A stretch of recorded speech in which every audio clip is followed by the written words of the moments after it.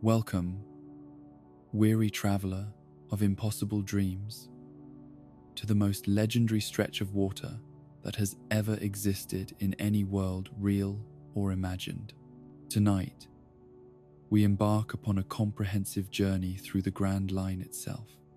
that mythical belt of ocean that circles the globe like a promise of adventure made manifest. Here lie the waters that have claimed countless dreams while birthing legends,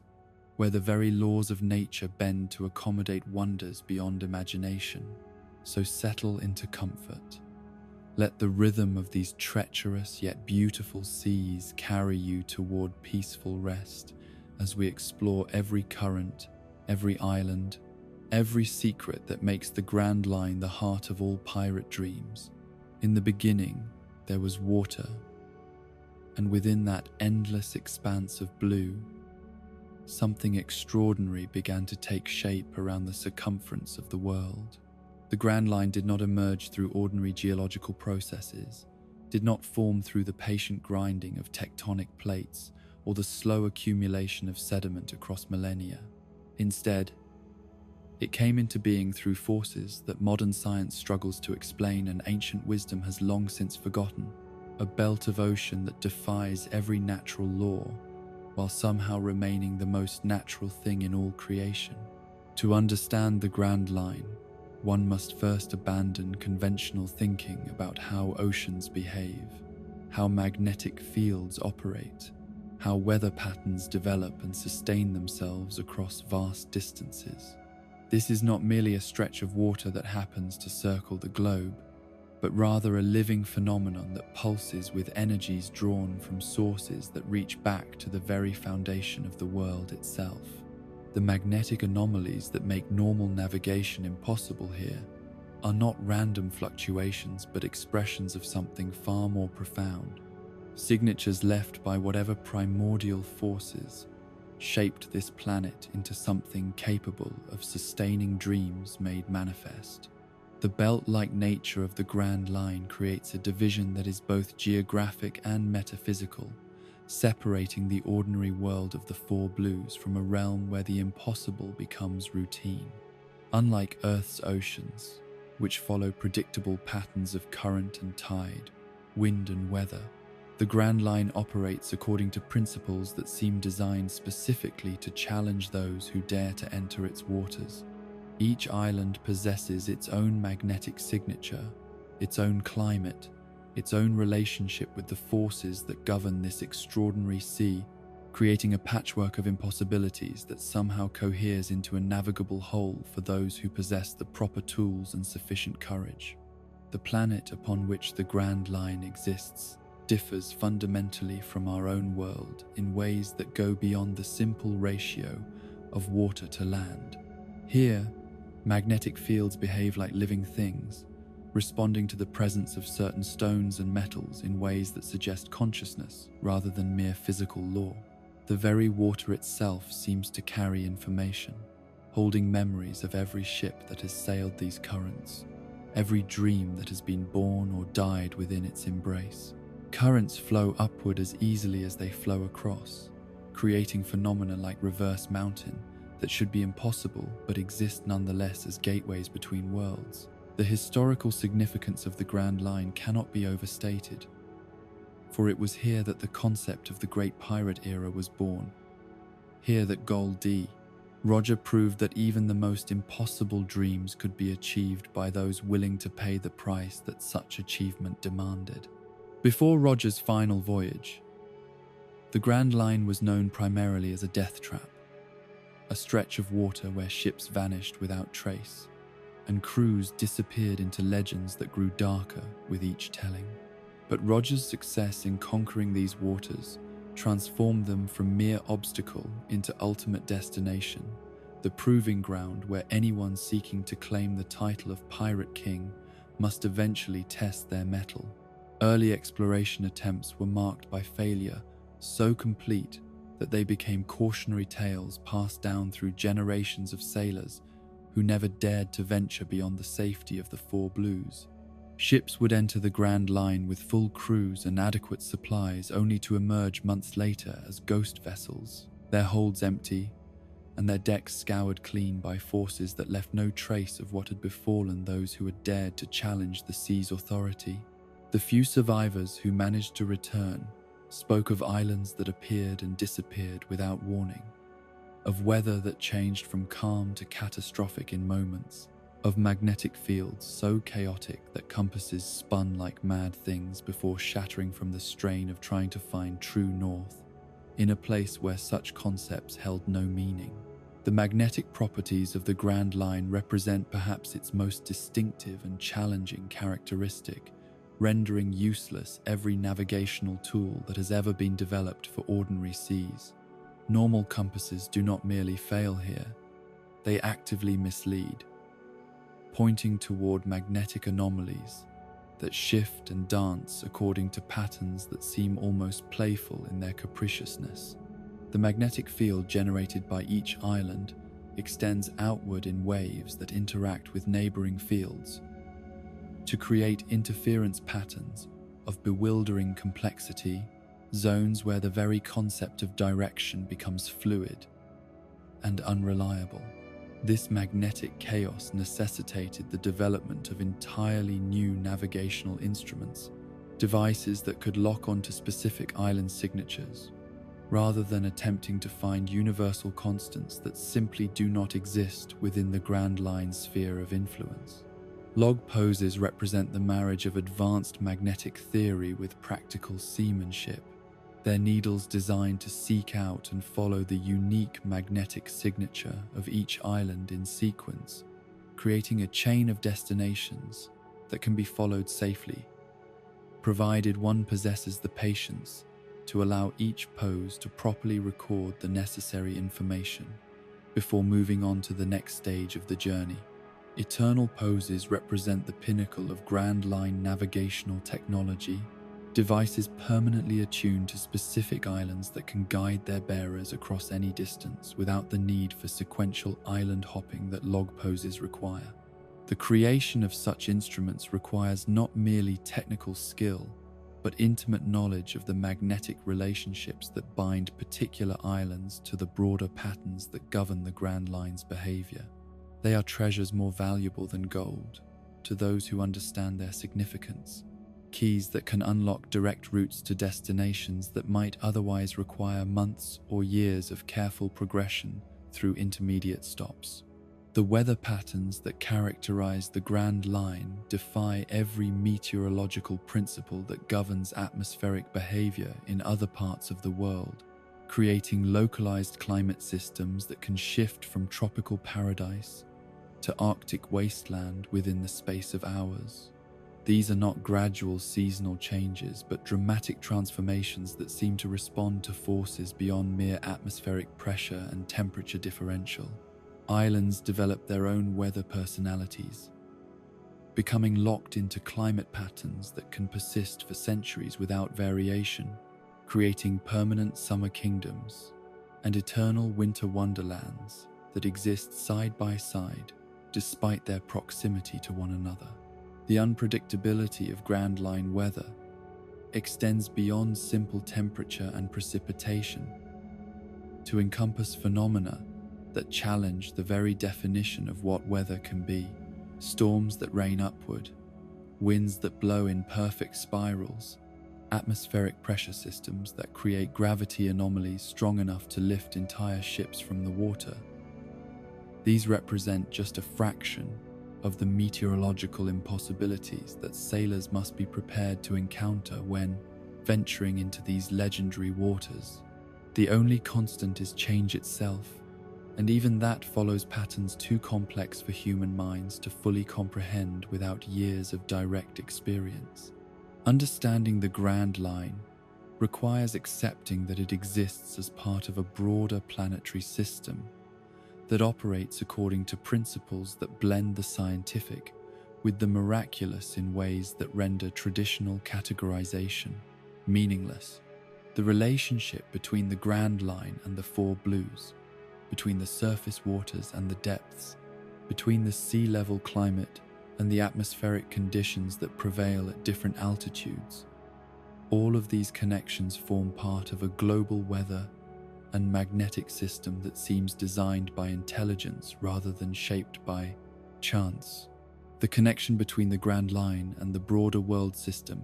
becomes most apparent when examining how ocean currents behave as they approach and enter this legendary stretch of water. Currents that flow predictably for thousands of miles suddenly become erratic upon reaching the Grand Line's boundaries, as if the normal rules governing water movement cease to apply once certain invisible thresholds are crossed. These boundary effects create transitional zones where ordinary seamanship gradually gives way to the specialized knowledge required for Grand Line navigation, regions where the unwary can find themselves swept into waters far more dangerous than any they had intended to enter. The very existence of the Grand Line as a stable phenomenon suggests forces at work that extend far beyond the merely geological or meteorological. The precision with which it circles the globe, the consistency of its width despite variations in the underlying oceanic topology, the way it maintains its distinctive properties across vast distances and diverse environmental conditions, all point towards some form of active maintenance, some power that works constantly to preserve the Grand Line's essential character against the natural tendency of complex systems toward entropy and dissolution. This maintenance manifests in subtle ways that become apparent only to those who spend years studying the Grand Line's behavior patterns. Islands that should drift according to ocean currents instead maintain stable positions relative to their neighbors, creating reliable routes that persist across generations, despite the chaotic nature of local weather and magnetic conditions. The log post system itself depends upon this underlying stability, requiring that island magnetic signatures remain consistent enough to be followed sequentially, even as surface conditions vary wildly from day to day. The energy required to maintain such a vast and complex system suggests power sources that dwarf anything known to conventional science, forces that must be constantly working to prevent the Grand Line from dissolving into the same kind of ordinary ocean that characterizes the Four Blues.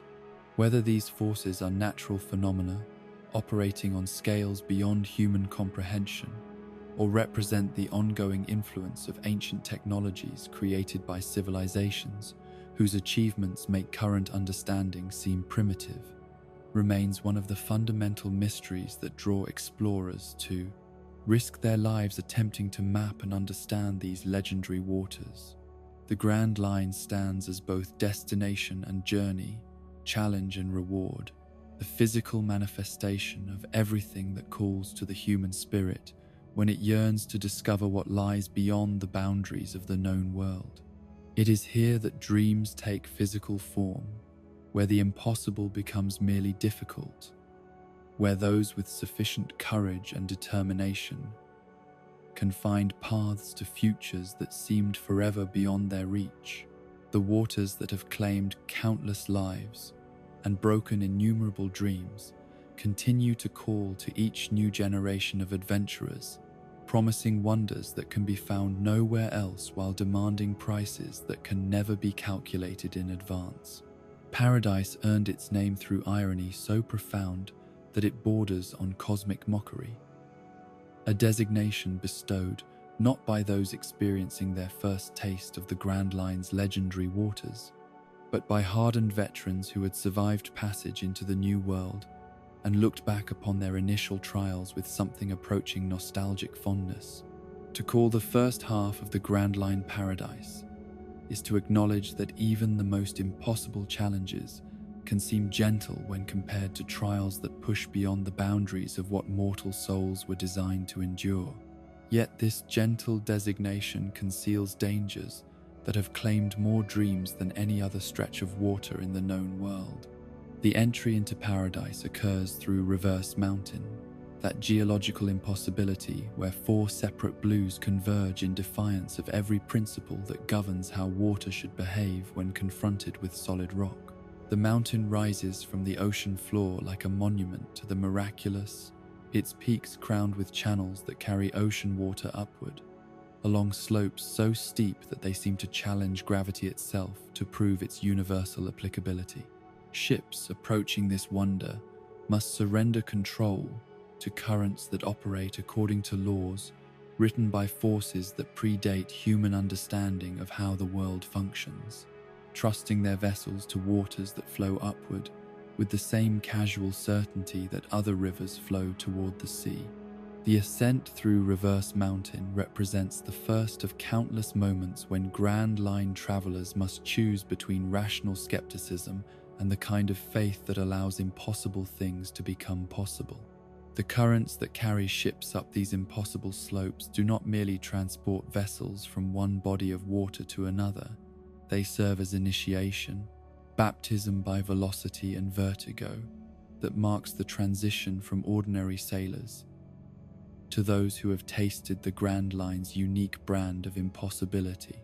The descent into paradise that follows this vertical journey feels like falling into a new world where previous experience provides guidance but never guarantees,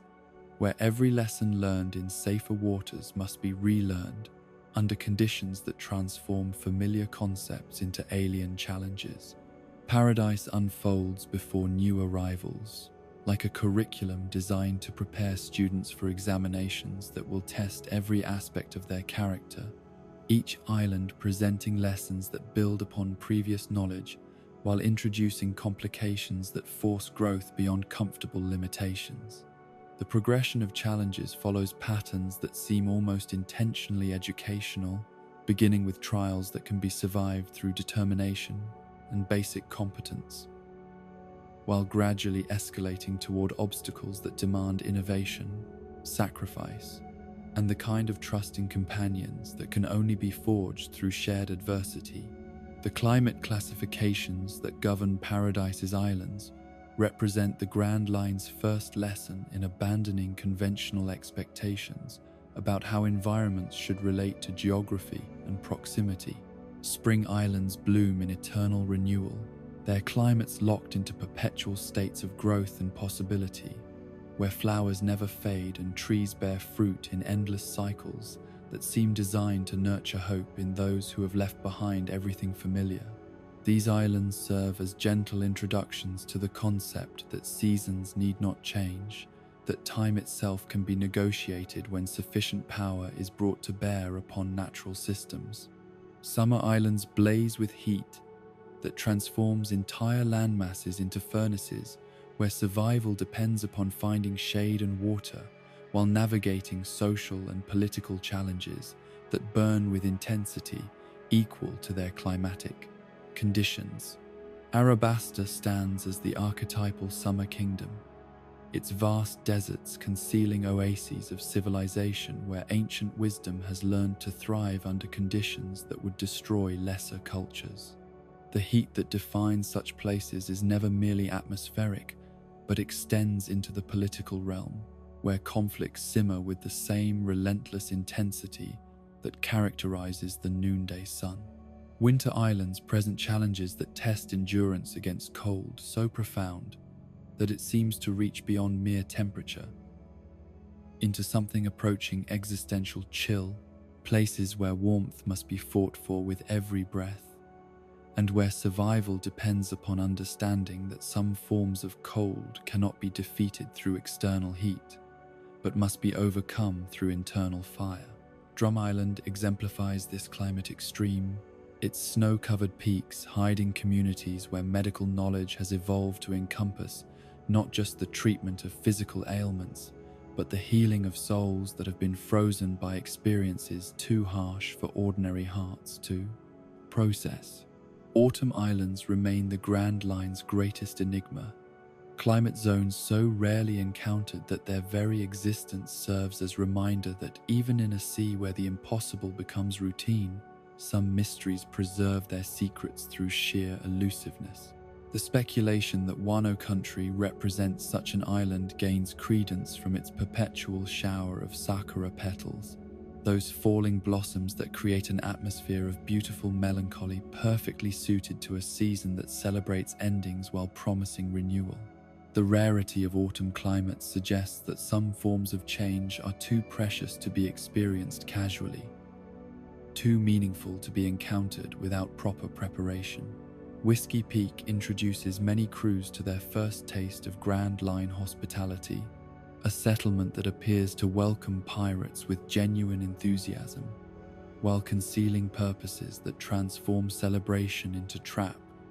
with efficiency that speaks to years of practice.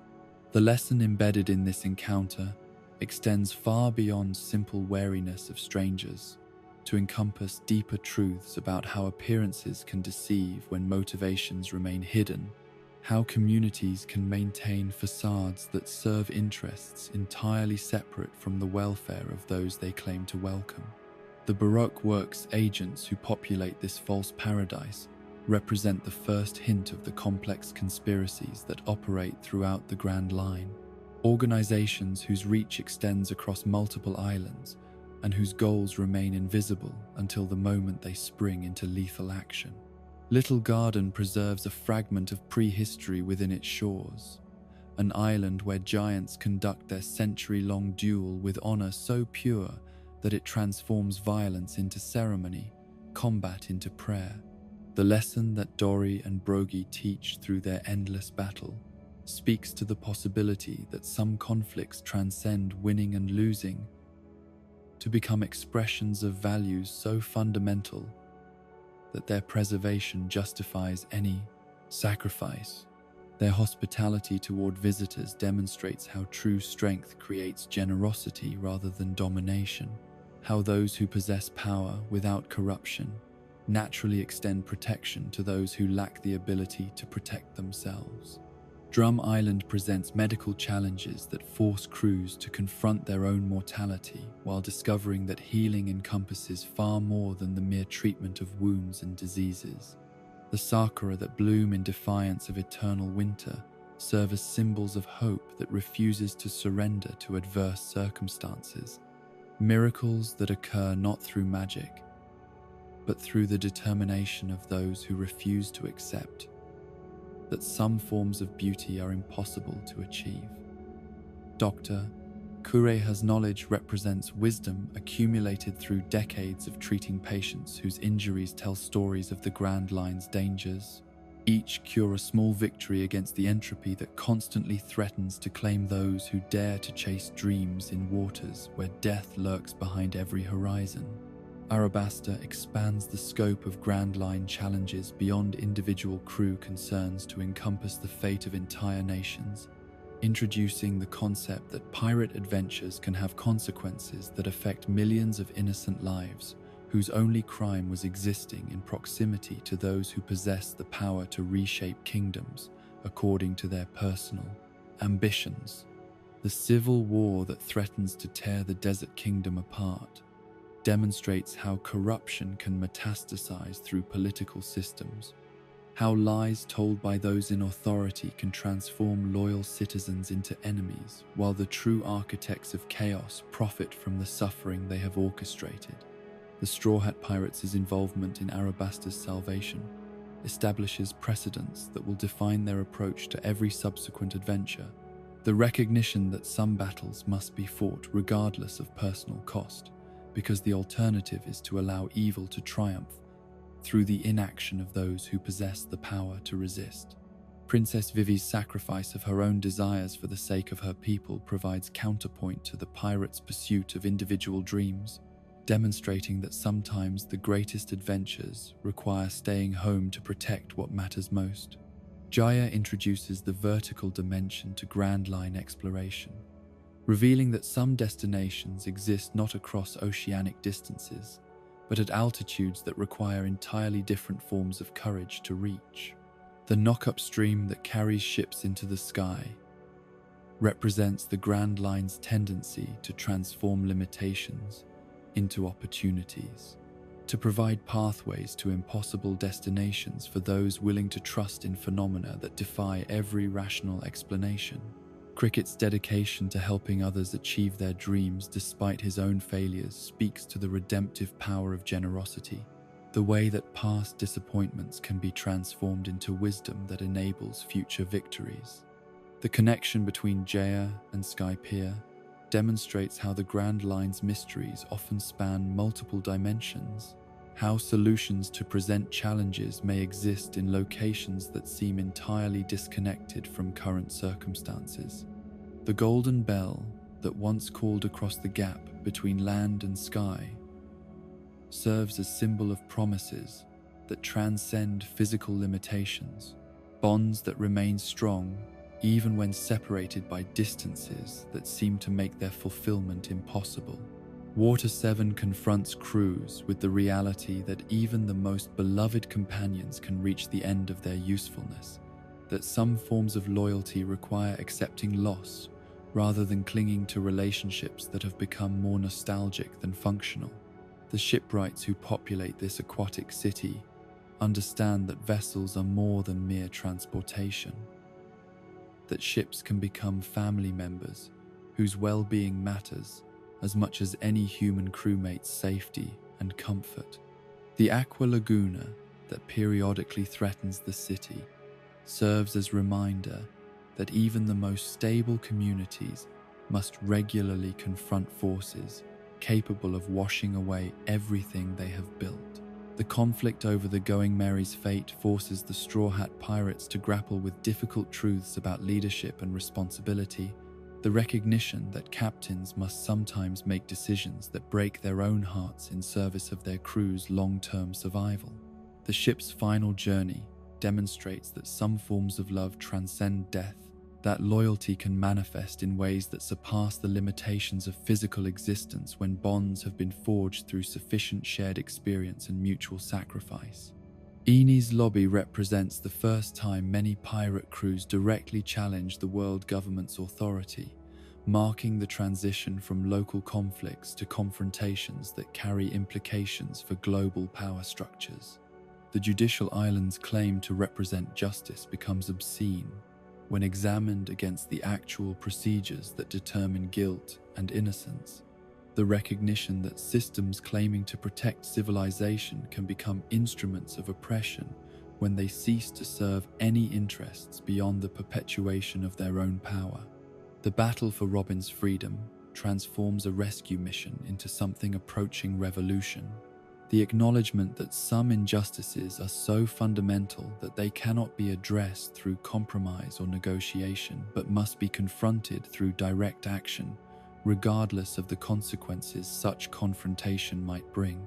The declaration of war against the world government that results from this conflict marks the Straw Hat Pirates' evolution from adventurers into genuine threats to the established order. Thriller Bark introduces supernatural elements to Grand Line adventures, challenges that cannot be overcome through conventional strength or strategic thinking, but require confronting fears that exist in the shadowy regions between life and death. Gecko Moria's power to steal shadows serves as metaphor for the way that defeat can rob people of their essential identities, leaving them hollow shells that continue to exist without truly living. The zombie army that populates his floating fortress represents the ultimate perversion of death, the transformation of what should be peaceful, rest into unwilling servitude to another's ambitions. Brooke's introduction to the crew brings musical accompaniment to their adventures, while serving as living reminder that some promises transcend death itself, that obligations assumed in life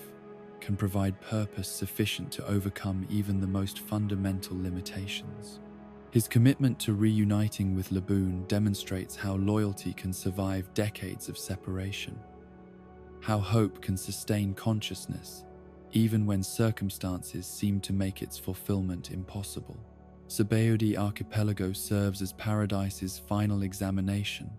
the last test before crews attempt to cross the red line into waters where the challenges they have faced will seem gentle by comparison. The archipelago's bubble-based ecosystem creates an environment where the ephemeral becomes structural, where soap film possesses enough integrity to support entire civilizations, while remaining fragile enough to pop at the slightest provocation. This delicate beauty serves as fitting metaphor for the dreams that have carried crews through Paradise, aspirations that have proven strong enough to overcome seemingly impossible obstacles while remaining vulnerable to forces they cannot anticipate or control. The human auction house represents everything corrupt about the world that lies beyond paradise. The casual cruelty that treats sentient beings as commodities to be bought and sold according to the whims of those who possess sufficient wealth to indulge their darkest impulses.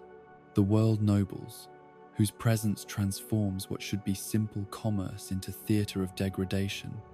embody the systematic oppression that makes rebellion not just justified, but morally imperative for anyone who possesses the strength to resist. The supernovas who gather at Sabaudi represent the culmination of Paradise's educational process. Graduates of the Grand Line's first curriculum who have survived its trials while developing the strength and wisdom necessary to attempt the challenges that await in the new world. Each possesses unique abilities and perspectives forged through different paths across the same fundamental obstacles, creating a diverse cohort of potential leaders, whose very existence demonstrates that multiple approaches to impossible problems can achieve comparable results. The separation forced upon the Straw Hat Pirates by Bartholomew. Kuma's overwhelming power serves as Paradise's final lesson, the recognition that some challenges cannot be overcome through teamwork and determination alone, but require individual growth that can only be achieved through solitary struggle. The 2-year training period that follows teaches each crew member lessons that could not be learned while supported by companionship,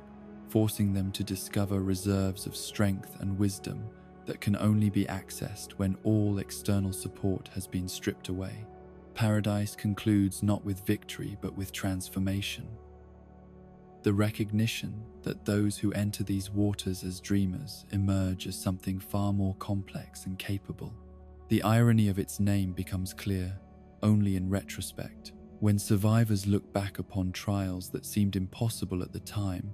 and recognize them as gentle preparation for challenges that will test everything they have learned while demanding growth they cannot yet imagine. The first half of the Grand Line serves its purpose perfectly,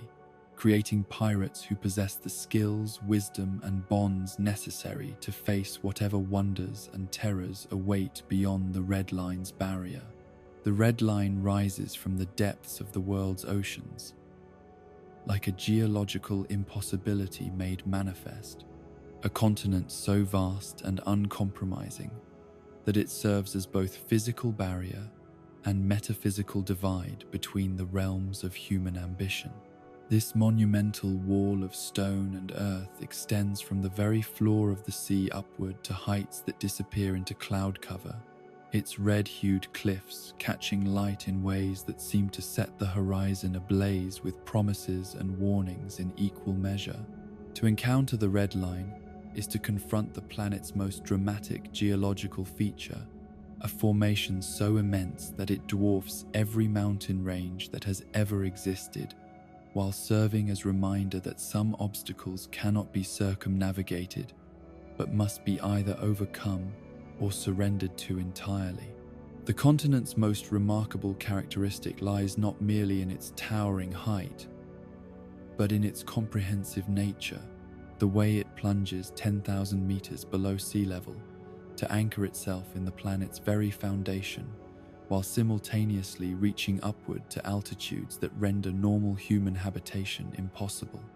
This vertical span represents more than mere physical measurement. It embodies the absolute nature of the barrier that the Red Line creates,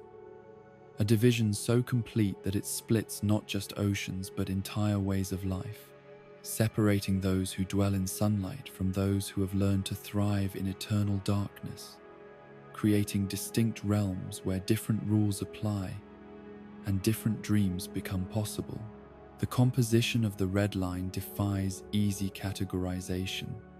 its crimson stone possessing properties that seem to blend the purely geological with elements that border on the miraculous. The rock itself appears to have been formed through processes that operated on scales both temporal and physical that exceed normal understanding, as if the continent represents the fossilized remains of forces that once shaped the world, according to principles that modern geology cannot begin to comprehend. The consistent coloration that gives the formation its name extends from surface deposits down to the deepest accessible levels, suggesting that whatever created this barrier imbued it with unified characteristics that persist regardless of depth or environmental exposure. Mariéjois crowns the Red Line's highest accessible peaks,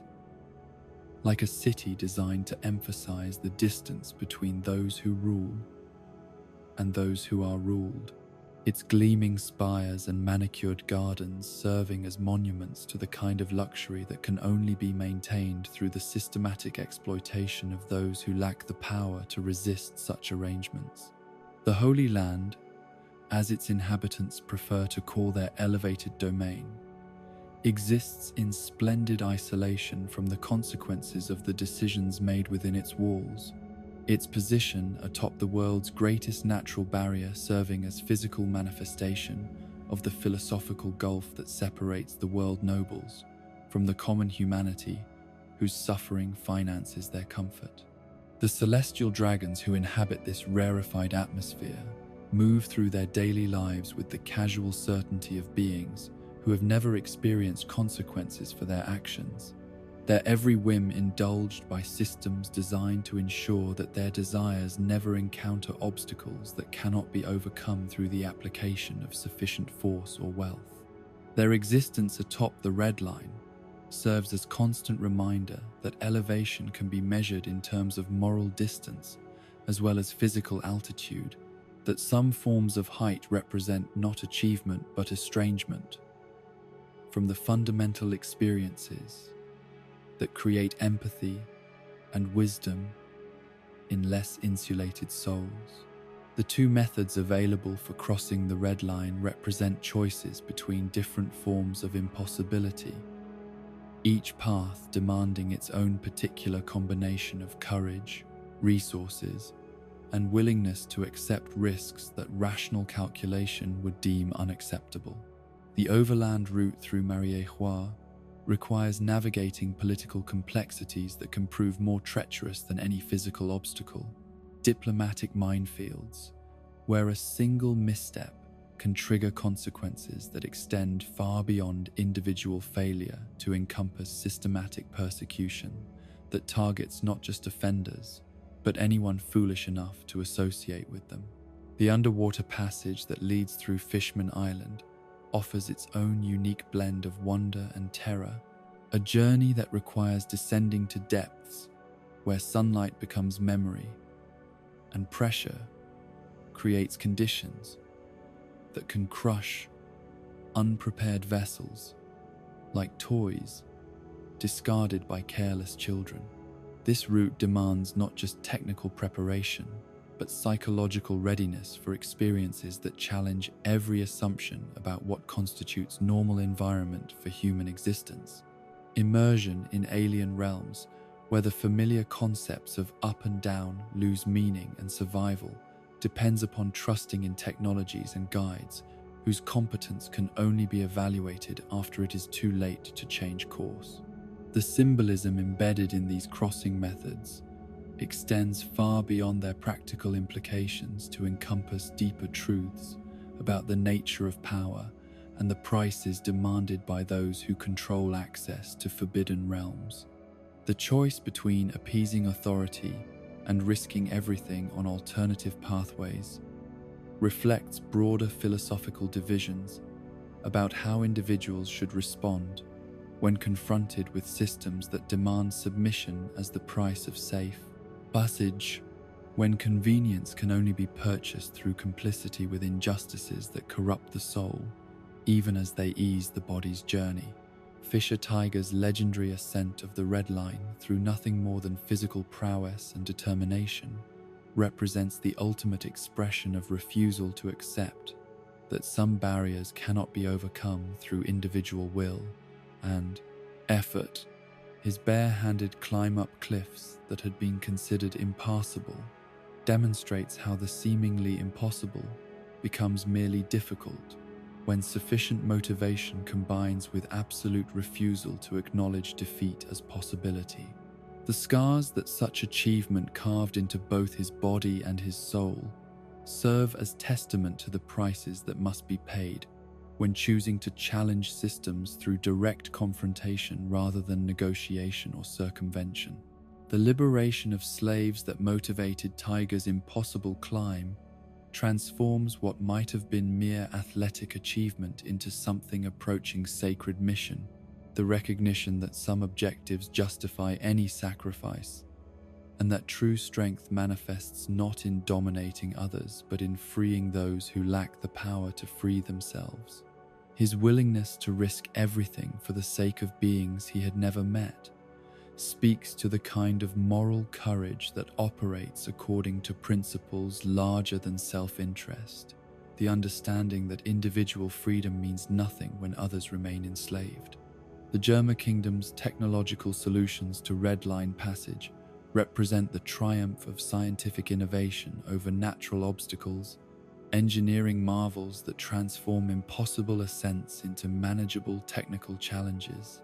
Their ability to carry entire fleets up the continent's vertical faces speaks to resources and knowledge that exceed anything available to individual climbers or conventional naval forces, capabilities developed through generations of research and experimentation that have unlocked secrets hidden within the Red Line structure.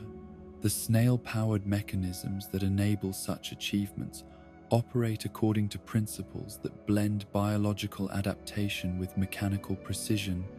creating hybrid technologies that surpass purely artificial solutions through their integration of living systems capable of responding to changing conditions with flexibility that purely mechanical devices cannot match. These innovations suggest possibilities for overcoming barriers that seem absolute, alternatives to both submission and suicidal resistance that emerge when sufficient creativity combines with adequate resources and determination. The contrast between individual heroism and technological innovation highlights different approaches to confronting seemingly impossible challenges, each path demanding its own forms of sacrifice while offering its own varieties of reward. Fisher Tiger's climb represents the triumph of spirit over circumstance,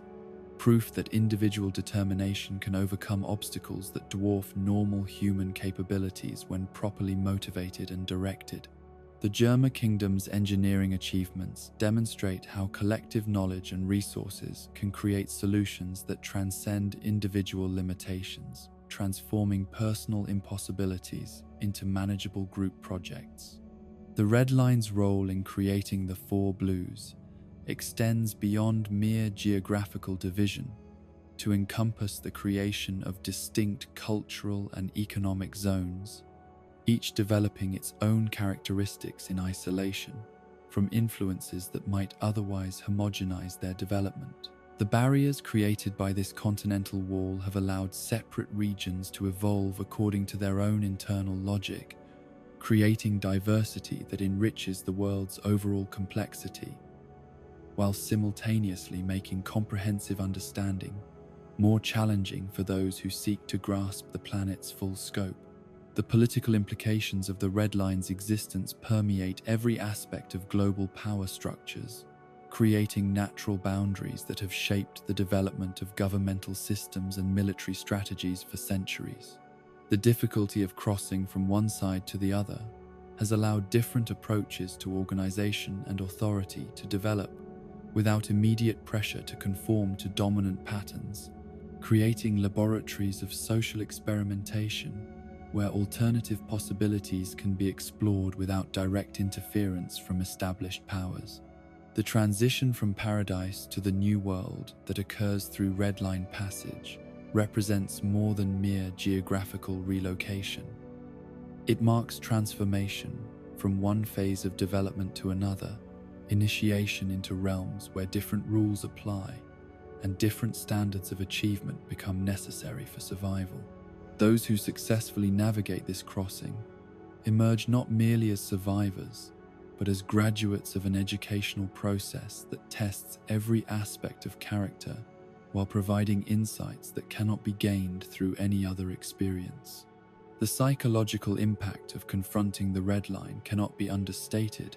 The way that its sheer immensity forces travelers to grapple with their own insignificance, while simultaneously inspiring them to attempt feats that would seem impossible under less dramatic circumstances. The continent serves as a mirror that reflects back both human limitations and human potential, challenging observers to choose between accepting those limitations as permanent or treating them as temporary obstacles to be overcome through sufficient effort and ingenuity. The mystery that surrounds the Red Line's origins adds layers of speculation to already complex navigational and political challenges. Hints that this formation may represent more than natural geological processes, that its existence serves purposes that extend beyond mere physical division of oceanic systems. The precision of its placement and the consistency of its properties across vast distances suggest design rather than accident, intelligence rather than random natural forces, purpose that may not be apparent to current observers, but which influences global development in ways that remain largely unrecognized. The crossing of the Red Line thus becomes more than mere travel between destinations. It represents acceptance of responsibility for dreams that require more than local solutions, commitment to objectives that can only be achieved by those willing to transcend the limitations that geography and politics conspire to place upon human ambition. Whether achieved through political negotiation, technological innovation, or individual heroism, successful passage marks the crosser as someone who has chosen possibility over safety, growth over comfort, the uncertain rewards of authentic achievement over the false security of accepting imposed limitations. The barrier stands eternal and immutable, challenging each generation to discover anew what prices they are willing to pay for the privilege of moving beyond boundaries that others accept as absolute. Its red cliffs catch the light of sunrise and sunset with equal beauty,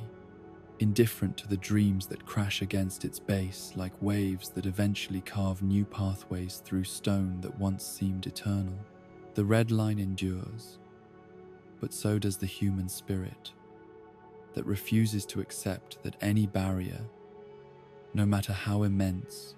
can permanently separate those who possess sufficient determination from the destinations that call to them from beyond the horizon. The new world stretches beyond the Red Line, like a realm where the impossible has become commonplace, and the merely difficult serves as gentle introduction to challenges that redefine what it means to be alive in a universe that operates according to principles too vast for human comprehension. Here, in waters that make paradise seem like a pleasant training ground for children, the very concept of safety becomes obsolete, replaced by a constant state of heightened awareness, where survival depends not merely on strength or skill, but on the ability to adapt instantaneously to conditions that shift without warning from manageable to apocalyptic. This is the domain of the Four Emperors, waters where individual power has reached such heights that entire regions bend to accommodate the whims of beings who have transcended ordinary human limitations to become forces of nature clothed in flesh and ambition. The exponential increase in danger that characterizes the New World cannot be adequately expressed through simple comparison to Paradise's challenges, for the difference resembles not gradual escalation, but fundamental transformation of what constitutes possible threat. Where Paradise tested crews through weather that could be weathered, enemies that could be defeated, and obstacles that could be overcome through determination and teamwork, the New World presents phenomena that operate beyond such comfortable categories. Here, islands sink and rise according to geological whims that make planning impossible. Storms manifest with supernatural fury that can reshape coastlines in hours, and the very air carries energies that can kill the unprepared through simple exposure to atmospheric conditions that exceed the tolerance of unenhanced human physiology. The four emperors who rule these chaotic waters represent the pinnacle of individual achievement in a world where strength determines not just personal survival, but the fate of entire populations who live under their protection or suffer under their dominion. These are not mere pirates who happen to be stronger than their contemporaries, but living legends whose very existence warps reality around them, whose presence changes the fundamental nature of whatever region they choose to claim as territory. Each emperor has carved out domains that reflect their personality and values, creating kingdoms where their will becomes natural law, and their preferences shape everything from weather patterns to social customs. The territorial divisions that exist within the New World follow lines drawn not by geography or historical precedent, but by the reach of power that cannot be challenged without consequences that extend far beyond individual defeat. These boundaries shift according to the complex relationships between emperors, expanding when one grows stronger, and contracting when another faces challenges that temporarily diminish their ability to project force across vast distances. The resulting political landscape resembles a constantly shifting mosaic, where stability depends entirely upon the maintenance of balances too delicate for outsiders to comprehend fully. Whitebeard's former territory encompassed islands, where his reputation for protecting those who could not protect themselves created pockets of genuine peace within waters that otherwise knew only the law of superior force. His death created power vacuums that triggered conflicts whose resolution reshaped entire regions, demonstrating how the removal of even one stabilizing influence can unleash chaos that spreads across distances measured in thousands of miles. The scramble to claim his former territories revealed both the extent of his influence and the fragility of systems that depend upon individual power to maintain order. Big Mom's domain reflects her obsession with family and sweets translated into governmental policy, creating a wonderland where anthropomorphic objects serve as citizens, and tribute takes the form of confections that satisfy appetites too vast to be contained by normal human metabolism. Her ability to infuse inanimate objects with fragments of her own soul creates populations that exist in states between life and death, consciousness, and mere animation, their loyalty secured through bonds that transcend normal understanding of what constitutes free will. The weather phenomena that characterize Big Mom's territory operate according to principles that blend meteorology with psychology, atmospheric conditions that respond to her emotional states, with sensitivity that makes accurate forecasting impossible. When she experiences joy, her islands bask in perfect sunshine that makes every flower bloom simultaneously. When anger overtakes her, storms manifest with fury that can level cities, winds that carry not just destructive force but malevolent intention that seems to target specific individuals who have earned her displeasure. Kaido's dominion over Wano country demonstrates how emperor-level power can reshape not just political systems but entire cultures, forcing ancient traditions to adapt to the presence of someone whose strength operates on scales that dwarf historical precedent. His factory-based economy has transformed a nation known for its artisanal craftsmanship into an industrial nightmare, where traditional skills are abandoned in favor of mass production that serves his broader military objectives. The environmental devastation that results from his policies creates conditions where even basic survival becomes challenging for populations that once thrived in harmony with their natural surroundings. The artificial devil fruits produced through Kaido's scientific programs represent attempts to mass-produce power that has traditionally been limited to those fortunate enough to encounter naturally occurring fruits. industrialization of capabilities that were once unique gifts bestowed by forces beyond human understanding.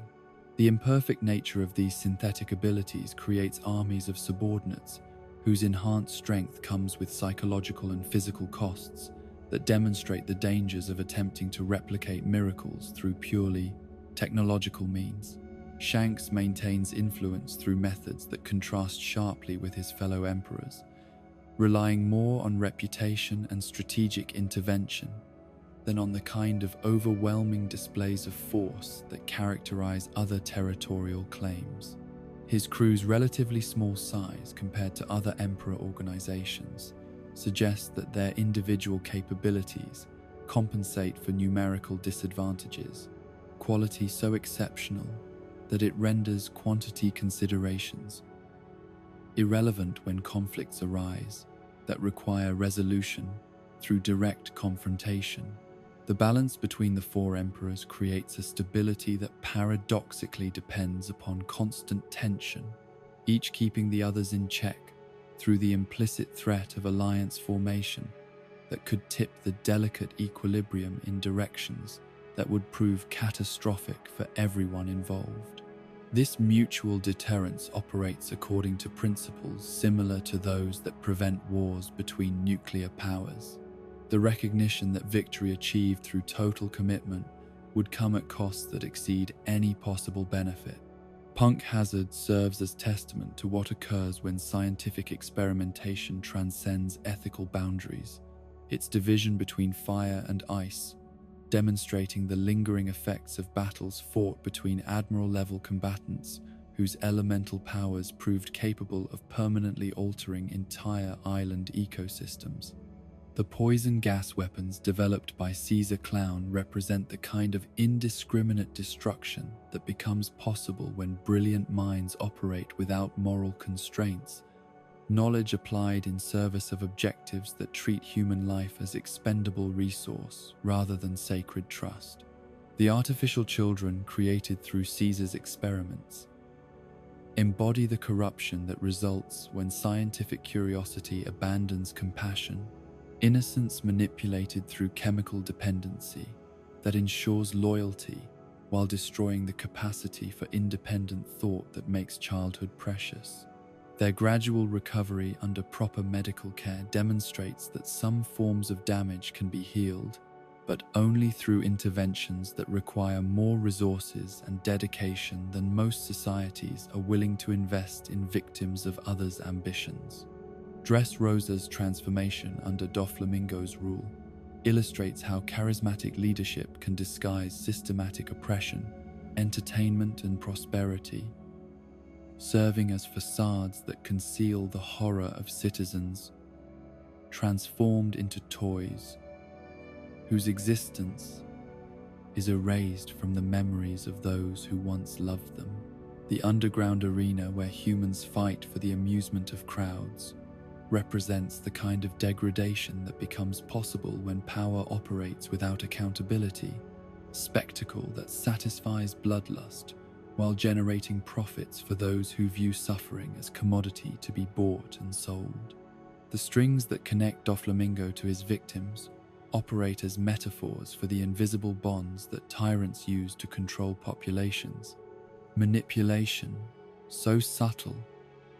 that those being controlled often believe themselves to be acting according to their own free will. His ability to make entire nations dance to his desires demonstrates how charisma, combined with strategic application of force, can create systems of oppression that persist long after their initial implementation, self-perpetuating mechanisms that recruit their own victims as willing participants. Zoo presents the New World's capacity for wonder, alongside its propensity for danger. An island that travels perpetually through oceanic currents carried upon the back of an elephant, whose lifespan exceeds recorded history. The civilization that has developed upon Zunesh's back demonstrates how communities can adapt to conditions that would seem impossible to sustain, creating cultures where mobility becomes fundamental characteristic rather than temporary circumstance. The mink tribe's natural electrical abilities represent evolutionary adaptation to environment that demands constant readiness for combat, biological development that has proceeded along paths unavailable to humans, whose bodies lack the capacity for such specialized enhancement. Their society combines technological sophistication with tribal traditions in ways that create stability despite their constant movement, governance systems that remain functional regardless of geographical location. The punishment that Zunaisha endures for crimes committed in the distant past raises questions about justice that transcends individual lifespans, consequences that persist across centuries while their original context fades into legend and speculation. The elephant's patient acceptance of perpetual wandering demonstrates forms of atonement that exceed human understanding, sacrifice that continues long after its reasons have been forgotten by all except those who bear responsibility for remembering. Whole Cake Island showcases the New World's capacity for surreal beauty alongside its potential for nightmare, a territory where architectural confections create landscapes that seem designed by minds that have abandoned practical considerations in favor of pure aesthetic indulgence. The living furniture and singing flowers that populate Big Mom's domain represent power applied to purposes that seem whimsical until their underlying mechanisms reveal the horrific costs that such wonders demand from those who lack the strength to resist having their souls extracted and redistributed according to another's vision. The political marriages that Big Mom arranges to expand her influence demonstrate how personal relationships can become instruments of territorial expansion. Love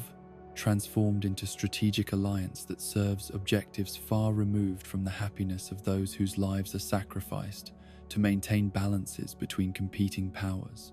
These unions create networks of obligation that extend across vast distances, family ties that double as political chains, binding entire populations to decisions made by individuals they have never met. Wano country's isolation behind natural barriers that have protected it from external influence for centuries demonstrates how geography can preserve cultural development that proceeds according to internal logic rather than external pressure. The samurai traditions that flourish within its borders represent approaches to honor and duty that contrast sharply with the pragmatic ethics that characterize most New World powers, creating conflicts between old ways and new realities that cannot be resolved through compromise. The artificial famine that Orochi imposes upon his own people reveals how power without wisdom inevitably leads to policies that destroy the very foundations upon which that power depends. Short-term thinking that sacrifices long-term stability for immediate gratification. The transformation of abundant agricultural regions into wastelands where children starve while their oppressors feast demonstrates the kind of moral blindness that makes revolution not just justified but inevitable. The environmental extremes that characterize New World islands exceed anything found in Paradise. Conditions so severe that they challenge the basic assumptions about what constitutes habitable environment for human life. Islands where the very air burns with temperatures that can melt metal. Others where cold penetrates so deeply that exposed flesh freezes instantly, demonstrate the New World's capacity for creating challenges that cannot be overcome through conventional preparation or equipment. The magnetic anomalies that affect navigation in the New World operate according to principles even more chaotic than those that govern Paradise. Log poses spinning wildly as they attempt to process magnetic signatures that shift and dance according to patterns too complex for normal instruments to track reliably. These conditions make exploration dangerous even for experienced navigators, requiring backup systems and alternative planning that assumes normal methods will fail when most needed. The sea creatures that inhabit New World waters have evolved to match the extreme conditions of their environment, developing capabilities that dwarf their Paradise counterparts. in ways that make encounters potentially fatal, even for crews that have successfully navigated the first half of the Grand Line. These are not merely larger versions of familiar threats, but entirely different categories of life that operate according to biological principles that seem to blend the natural with the supernatural in ways that defy conventional zoological classification. The New World stands as testament to what becomes possible when human ambition encounters environments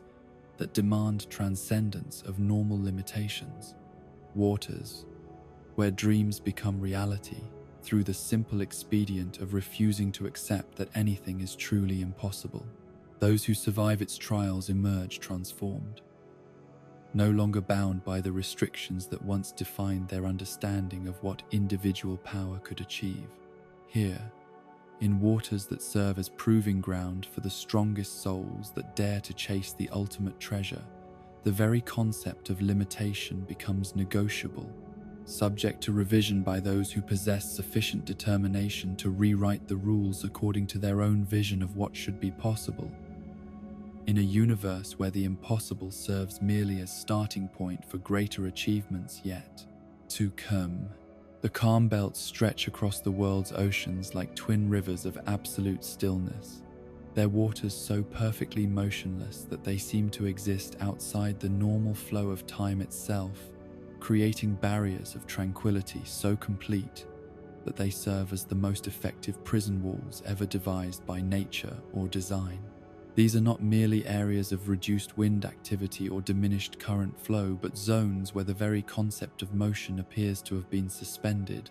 where the endless dance of wave and wind that characterizes every other body of water on the planet simply ceases to exist,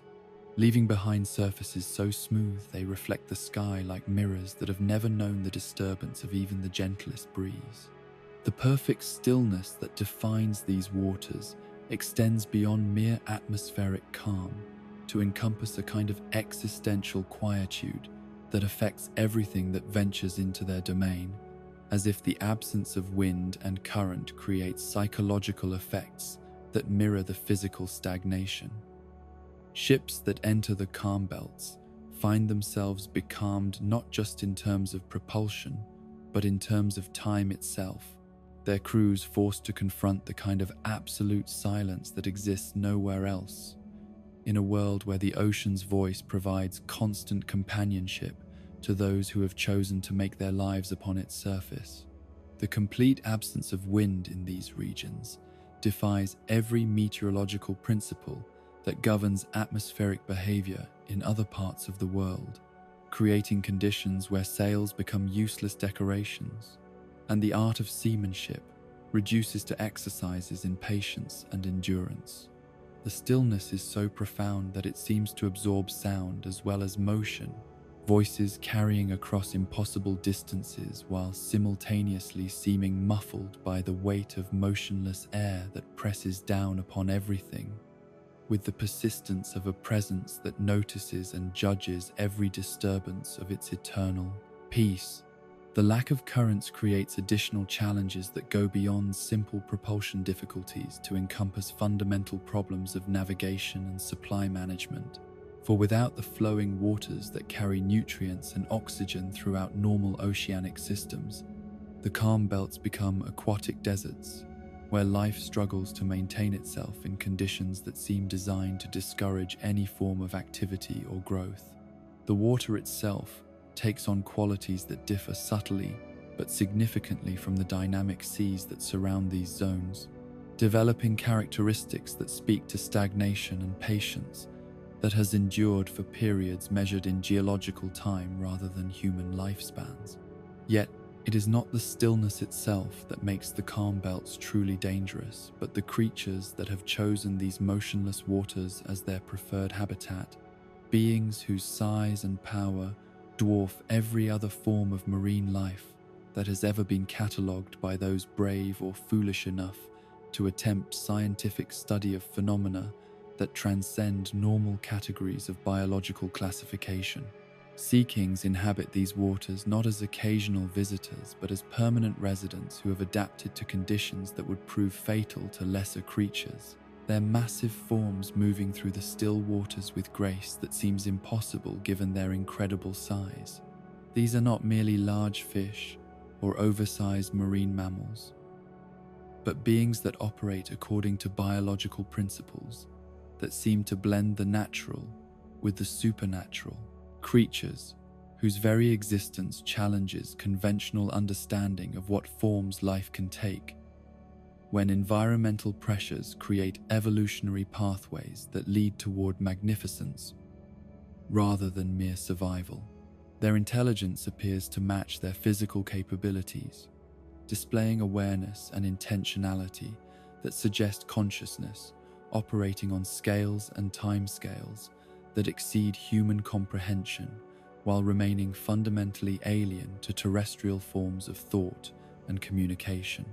The breeding habits that bring sea kings to the Calm Belt speak to reproductive cycles that operate according to patterns too complex for outside observers to map completely. Creatures whose lifespans extend across centuries,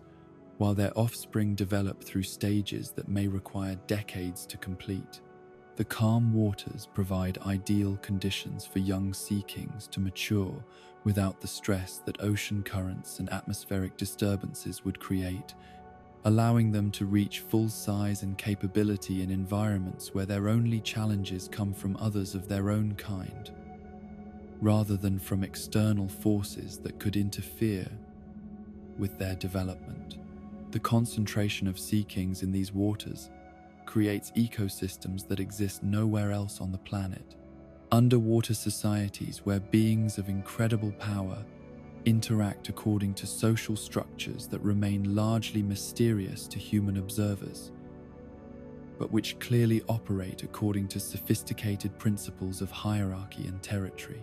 The largest specimens serve as apex predators, whose presence influences the behavior of every other creature in their vicinity, creating ripple effects that extend throughout the entire food chain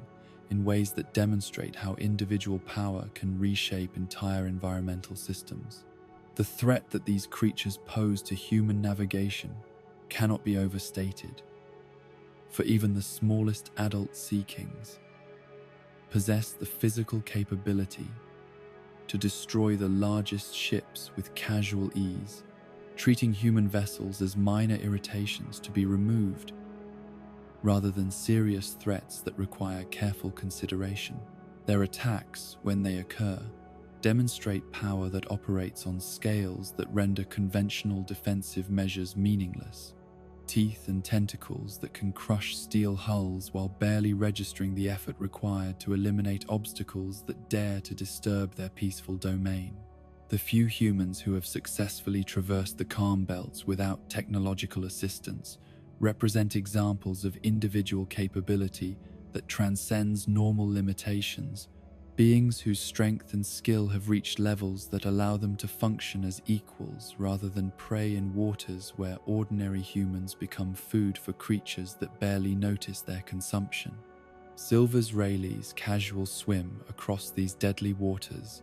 demonstrates mastery that goes beyond mere physical conditioning to encompass understanding of how to move through environments where normal rules of survival no longer apply. Rayleigh's ability to navigate Sea King territory without fear speaks to more than just personal strength, revealing knowledge of how these creatures think and behave that allows him to avoid triggering defensive responses that would prove fatal to lesser swimmers. His success suggests that Sea Kings operate according to codes of conduct that can be understood and respected by those who possess sufficient wisdom and power. That peaceful coexistence remains possible for individuals who approach these waters with proper preparation and appropriate respect for their inhabitants. The development of sea stone technology by the marine forces represents humanity's first successful attempt to solve the Calm Belt navigation problem through technological innovation rather than individual heroics, creating vessels that can cross these dangerous waters without alerting their massive guardians to the presence of potential threats. The stones that line the hulls of these ships do not repel sea kings through any form of active defense, but instead render the vessels effectively invisible to the senses that these creatures use to detect prey and threats within their territory. The masking effect created by sea stone operates according to principles that blend the scientific with the mystical, mineral formations that seem to absorb or redirect the life energies that sea kings use to navigate their domain and identify potential targets for investigation or elimination. Ships protected by these stones become ghosts that can pass through waters,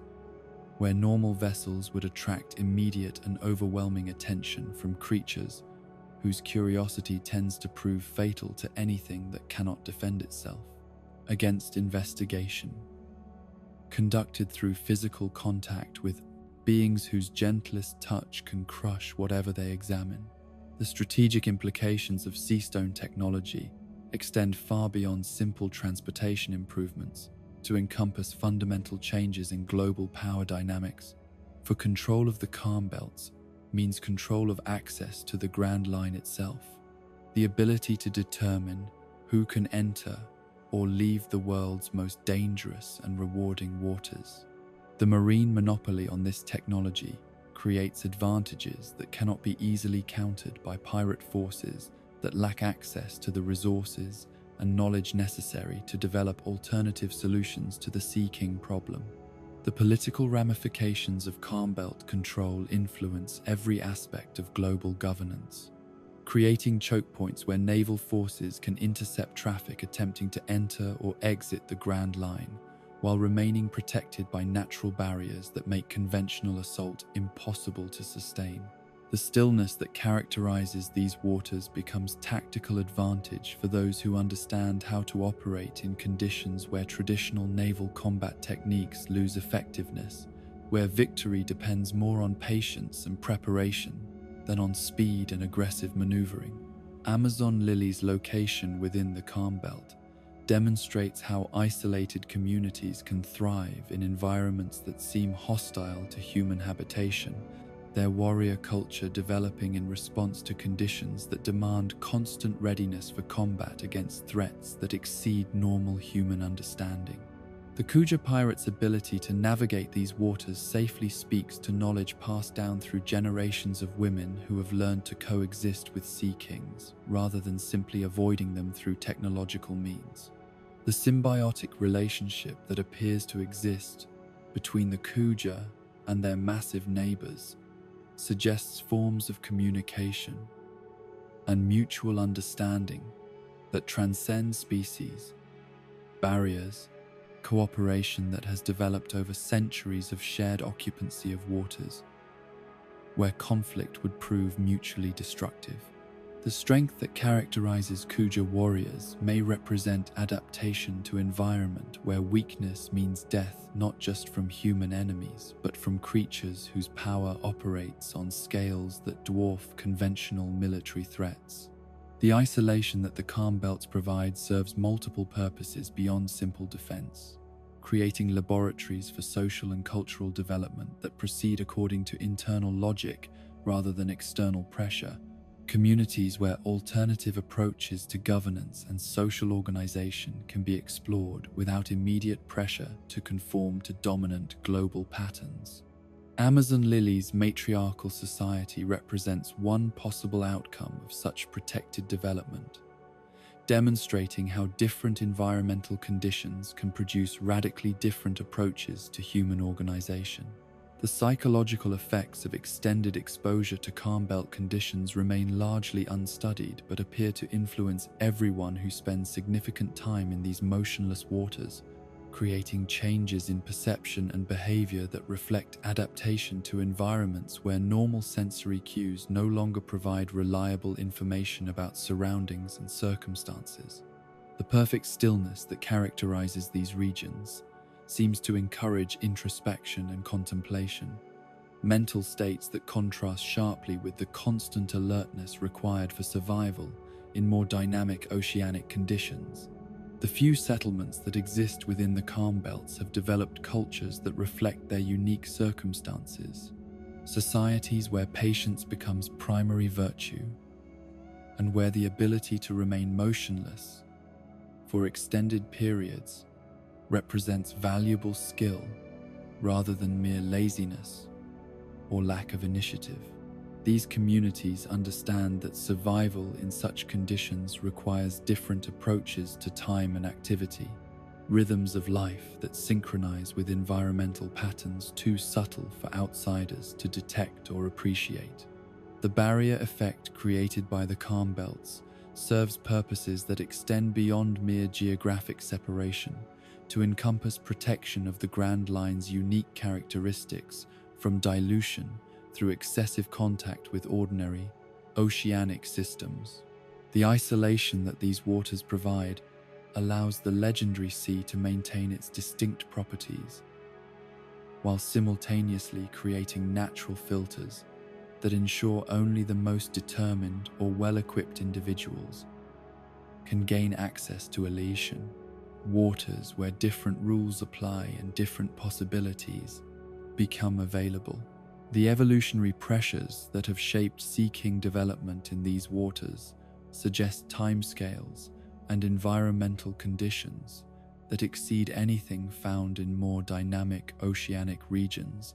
creating creatures whose very existence serves as a reminder that life can achieve forms and capabilities that transcend every limitation that normal experience suggests should apply to biological systems. Their presence transforms the calm belts from mere obstacles into active guardians, living barriers that test the worthiness of those who seek passage to realms where dreams and reality intersect in ways that create possibilities unknown in safer waters.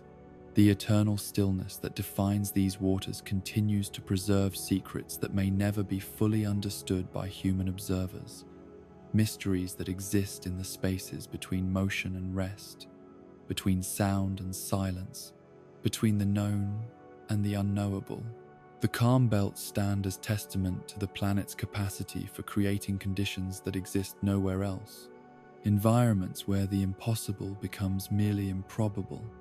and where patience becomes the greatest virtue that any traveler can possess when confronting barriers that cannot be overcome through force but must be respected, understood, and carefully navigated by those who seek to pass through waters where time itself seems to pause in contemplation of depths that exceed measurement and possibilities that transcend imagination. The realm above the clouds begins at 7,000 meters elevation, where the familiar blue of earthbound skies gives way to something altogether more ethereal, a layer of atmosphere where the very concept of solid ground becomes negotiable, and the distinction between sea and sky dissolves into possibilities that exist nowhere else in the natural world. Here, suspended in altitudes that should be the exclusive domain of birds and weather phenomena, entire civilizations have learned to thrive upon foundations built from crystallized water vapor. Their cities and harbors constructed atop clouds so dense they can support the weight of buildings while remaining delicate enough to shift and reform according to atmospheric pressures that operate beyond the understanding of surface dwellers. The White Sea stretches across this elevated realm like an ocean that has forgotten its proper place in the world's vertical hierarchy, its cloud-formed waters lapping against shores that exist only because sufficient concentrations of pyrobloin have transformed ordinary water vapor into substances that blur the boundaries between liquid and solid, between the ephemeral and the permanent. Ships sail these aerial waters with the same confidence they would display upon ordinary seas, their hulls cutting through cloud waves that behave according to principles that marry fluid dynamics with meteorological phenomena in ways that should be impossible, but which function with perfect reliability for those who understand their unique characteristics. The formation of these sky seas depends upon volcanic processes that operate on scales both temporal and physical, that exceed normal geological understanding, eruptions that cast pyrobloin into atmospheric layers, where it combines with water vapor to create compounds that exist nowhere else in nature. This fictional element, born from the marriage of fire and air, possesses properties that seem designed specifically to enable the impossible, creating materials that can support tremendous weight, while maintaining the flexibility necessary to respond to atmospheric pressures that constantly reshape the aerial landscape according to patterns too complex for ground-based observers to predict or comprehend. The island clouds that populate the White Sea represent perhaps the most remarkable achievement of natural engineering that exists anywhere in the known world. Formations that combine the stability necessary for permanent habitation with the adaptability required for survival in environments where atmospheric conditions can change without warning. These aerial landmasses develop their own microclimates and ecosystems, creating pockets of habitability that exist in perfect isolation from the surface world, while remaining connected to it through vertical columns of air that carry weather patterns and occasional visitors between realms that seem to belong to different universes entirely. Some of these cloud formations achieve densities that render them indistinguishable from conventional solid ground, their surfaces firm enough to support agriculture and architecture, while their foundations remain composed entirely of transformed water vapor that continues to respond to atmospheric pressures in ways that keep the entire formation in constant, subtle motion. Walking upon such surfaces requires adjustment to environments where the ground beneath one's feet possesses memory and intention, where each step creates ripples that propagate through the entire structure in patterns that reflect the delicate balance between stability and adaptability that makes Sky Island civilization possible. Other cloud formations maintain the fluid characteristics more commonly associated with water, creating aerial seas where vessels can sail with conventional techniques while navigating three-dimensional spaces that extend upward as well as across horizontal planes. These cloud waters respond to weather patterns that originate both above and below, creating currents and tides that follow atmospheric rather than gravitational influences, systems where wind pressure replaces lunar cycles as the primary force governing maritime conditions. The ascent to these elevated realms presents challenges that cannot be overcome through conventional seamanship or navigation, requiring instead the kind of desperate courage that willingly embraces near-certain death as the price of accessing wonders that exist beyond the reach of rational planning or careful preparation. The knock-up streams that carry ships from sea level to the White Sea operate according to principles that combine oceanic fury with atmospheric violence, creating columns of rising water so powerful they can launch vessels weighing thousands of tons into altitudes where the air becomes too thin for normal human respiration. These vertical currents represent convergences of underwater geological activity with surface weather patterns, places where submarine volcanic vents create pressure systems that eventually manifest as geysers capable of hurling objects skyward with force that exceeds anything produced by human engineering. The timing of these eruptions follows patterns so complex that accurate prediction remains impossible, creating windows of opportunity that open and close according to schedules that seem designed to test the faith and determination of those who seek passage to the realm above the clouds. The journey upward, through a knock-up stream, transforms ordinary vessels into projectiles launched by forces that operate entirely beyond human control, ships becoming passengers in their own ascent as they ride columns of water and steam that climb toward altitudes where atmospheric pressure drops to levels that threaten consciousness, and where temperatures plummet toward ranges that can freeze exposed flesh within seconds. The crews who survive such experiences emerge transformed not just by the physical ordeal, but by exposure to perspectives that are literally unavailable to those who remain bound to surface limitations. The few alternative methods for reaching Sky Islands remain shrouded in mystery and speculation, their existence hinted at by occasional references from those who have achieved aerial elevation through means less dramatic than knock-upstream transportation, but their specific techniques jealously guarded by individuals and organizations who understand that knowledge of safe passage to the sky realm represents power that could reshape global political balances if widely disseminated. These secret pathways may involve technological innovations that surpass general understanding, or they might depend upon natural phenomena that occur with such rarity that they remain effectively invisible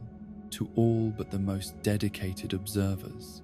The hints that emerge from careful study of Sky Island cultures suggest that regular contact exists between aerial civilizations and surface communities, trade relationships that depend upon transportation methods sophisticated enough to handle routine cargo transfers across vertical distances that would challenge even the most advanced conventional aircraft. The goods that appear in surface markets bearing unmistakable signs of Sky Island origin speak to commerce networks that operate according to principles hidden from general knowledge, economic systems that transcend the simple barrier of altitude through means that remain largely mysterious to those who lack direct access to aerial communities. Skypiea represents the pinnacle of Sky Island civilization, a nation that has developed across centuries of isolation into something that resembles surface societies, while maintaining characteristics that could only emerge under conditions where the ground itself possesses qualities that transform every aspect of daily life, from agriculture to architecture, from transportation to recreation. The angels who inhabit this aerial realm have adapted to their elevated environment through both cultural evolution and apparent physical modification, developing capabilities that allow them to function efficiently in conditions that would prove challenging or impossible for unmodified surface dwellers. The wing-like appendages that characterize Skypiean anatomy suggest adaptation to atmospheric conditions where efficient movement requires capabilities that transcend simple terrestrial locomotion, modifications that may represent genetic changes accumulated across generations of skydwelling, or might indicate technological enhancements that blur the boundaries between natural capability and artificial augmentation. These aerial appendages serve both practical and ceremonial purposes, enabling their bearers to navigate three-dimensional environments while simultaneously marking them as citizens of realms that exist beyond the reach of surface-bound authority.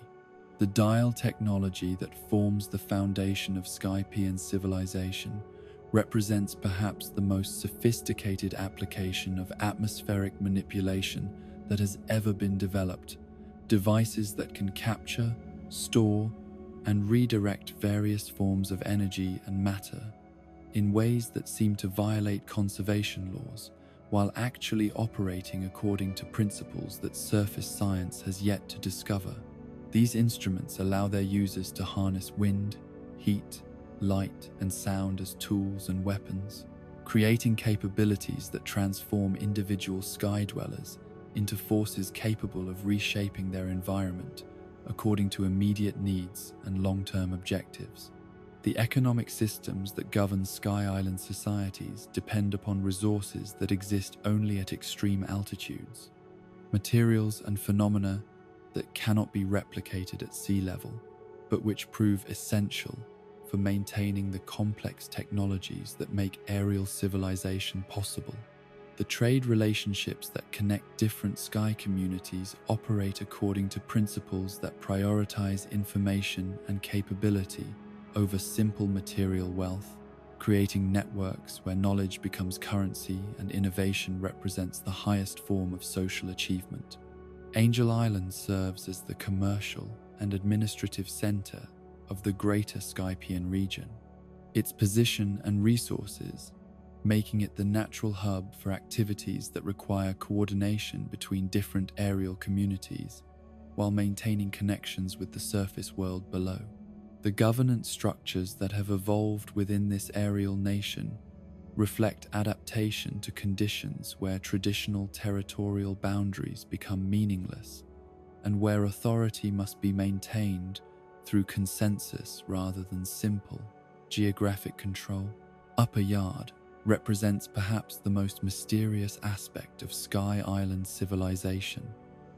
Territory that seems to exist according to rules that differ even from other aerial environments. Land where the very soil possesses properties that suggest origins far removed from normal atmospheric processes.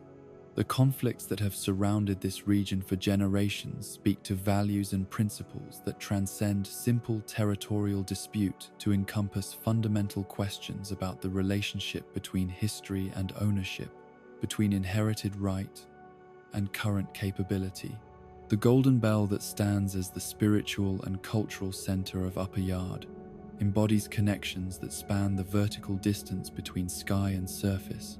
its voice capable of carrying across gaps that seem impossible to bridge through any form of communication. The promise embedded in its ringing represents bonds that transcend physical separation, commitments that remain valid despite circumstances that appear to make their fulfillment impossible through any conventional means. Sky Island warfare has evolved to encompass three-dimensional tactics that remain largely unknown to surface military strategists, combat techniques that take advantage of aerial mobility and atmospheric conditions to create advantages that cannot be countered through conventional defensive measures. The weapons and armor that have been developed for such conflicts represent innovations that could revolutionize surface combat if their principles could be adapted to operate under sea-level atmospheric conditions. The weather manipulation capabilities that advanced Sky Island civilizations have developed allow them to influence atmospheric conditions across vast regions, creating localized climate systems that can be adjusted according to agricultural needs, defensive requirements, or aesthetic preferences. These techniques operate through understanding of atmospheric dynamics that goes far beyond simple meteorological prediction to encompass active intervention in weather pattern formation and development. The trade relationships that connect Sky Islands with surface communities operate according to protocols that remain largely hidden from casual observation. Economic exchanges that may involve goods and services that exist nowhere else while depending upon transportation networks that function according to principles unknown to conventional commerce. The occasional Sky Island products that appear in surface markets suggest regular contact between these realms, but the mechanisms that enable such trade remain mysteries that are carefully guarded by those who profit from maintaining exclusive access to aerial resources and capabilities.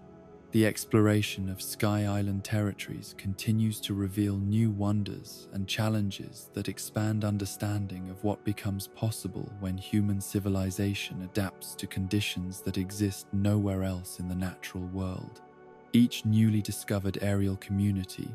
brings with it unique innovations and perspectives that enrich the broader understanding of how human societies can develop when freed from the limitations that surface conditions impose upon technological and social experimentation. The realm above the clouds stands as testament to the boundless nature of human adaptability and ingenuity, proof that even the most impossible environments can be transformed into homes for communities that not only survive but thrive under conditions that would seem to preclude any form of permanent habitation. The Sky Islands continue to drift through atmospheric currents that carry them toward destinations unknown, their inhabitants maintaining civilizations that exist in perfect harmony with forces that operate according to principles too vast and complex for surface dwellers to fully comprehend, yet which create possibilities that illuminate new pathways toward futures where the impossible becomes merely the next challenge. to be overcome through sufficient determination and creative application of human intelligence to problems that exist nowhere else in the world. The descent into the ocean's deepest realms begins at 7,000 meters below the familiar surface, where sunlight dances through water in patterns that speak of life and warmth and possibility. But at this profound depth, the last traces of solar illumination surrender to darkness so complete that it seems to possess weight and intention, pressing down upon everything that dares to venture into regions where night has reigned unchallenged since the world's formation. This is the underworld of the sea, a realm where the very concept of day becomes meaningless and where creatures have evolved in isolation from the rhythms that govern surface existence, developing forms and capabilities that reflect adaptation to conditions so extreme. They challenge every assumption about what constitutes possible environment for the development and sustenance of life. The darkness that characterizes this abyssal realm extends beyond the mere absence of light to encompass a kind of existential emptiness that affects perception and consciousness in ways that surface dwellers can barely comprehend, creating psychological challenges that prove as dangerous as any physical threat that might emerge from the crushing depths. Those who descend into these waters find their familiar senses becoming unreliable guides, their eyes useless for navigation, while their other faculties must adapt to environments where survival depends upon detecting threats and opportunities through methods that bear no resemblance to the techniques that prove effective in illuminated waters. The pressure at these depths creates conditions that would instantly crush any surface vessel, not specifically designed to withstand forces that exceed the crushing power of mountains. Atmospheric compression that transforms water itself into something approaching liquid stone, dense and unyielding in ways that make normal movement feel like swimming through molasses that actively resists every attempt at locomotion.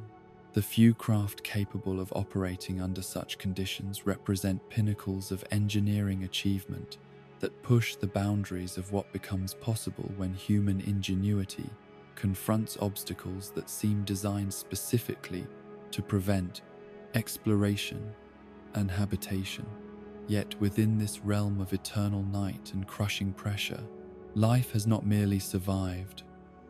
but flourished in ways that demonstrate the boundless creativity of evolutionary processes when freed from the limitations that characterize more hospitable environments. The creatures that inhabit these depths have developed capabilities that seem to blur the boundaries between biology and physics. Organisms whose very existence challenges conventional understanding of what forms life can take when environmental pressures create evolutionary pathways that lead toward achievements impossible under normal circumstances. Bioluminescence becomes not mere adaptation, but artistic expression in these lightless depths. Creatures whose bodies serve as canvases for displays of illumination that range from simple functional lighting to complex patterns that suggest communication systems operating according to principles unknown to surface biology. The lights that dance through this darkness create constellations that move and shift according to the intentions of beings whose intelligence may exceed human understanding while remaining fundamentally alien to terrestrial forms of consciousness and social organization. The predators that stalk these abyssal hunting grounds have evolved beyond the simple application of superior size or strength to become masters of techniques that operate through manipulation of their environment itself. Creatures capable of altering pressure systems and temperature gradients to create traps that can ensnare prey from distances measured in miles rather than meters. Their hunting methods represent sophistication that exceeds anything found in surface ecosystems, strategies that take advantage of three-dimensional spaces and environmental conditions that provide tactical opportunities unavailable to creatures bound by the limitations of terrestrial or shallow water habitats. The descent from 7,000 meters to the true ocean floor at 10,000 meters represents a journey through transitional zones where the characteristics of the underworld gradually give way to something even more remarkable. Regions where the crushing darkness begins to yield to illumination that originates not from above, but from sources that seem to operate according to principles that transcend normal understanding of how light propagates through dense media. This transition marks the approach to one of the world's greatest miracles, proof that even in the most impossible circumstances, life finds ways not merely to survive, but to create beauty and wonder that surpass anything achieved under more favorable conditions. Fishman Island exists at these crushing depths like a jewel of impossible perfection, its bubble-enclosed atmosphere, creating pockets of habitability that should not be able to persist under pressure, that would collapse any conventional structure within seconds of exposure to the oceanic forces that surround it. The technology that maintains these protective barriers represents achievements that blend advanced engineering with what can only be described as miraculous intervention, creating stable environments where air-breathing creatures can function normally, despite their location in regions where such existence should be physically impossible. The light that illuminates this underwater paradise originates from the sunlight tree Eve, that botanical impossibility whose roots extend down from the surface through 10,000 meters of crushing water to deliver solar energy to depths where darkness should reign absolute. This miraculous tree operates according to biological principles that exceed every known limitation of plant physiology, its root system functioning as living fiber optic cables that carry photons across distances that should render such transmission impossible, while maintaining the intensity necessary to support entire ecosystems in regions where no natural light has ever penetrated. The phenomenon of transmitted sunlight represents one of the world's most profound demonstrations of the interconnectedness between surface and depth, the way that life finds methods for bridging gaps that seem impossible to span through any conventional means.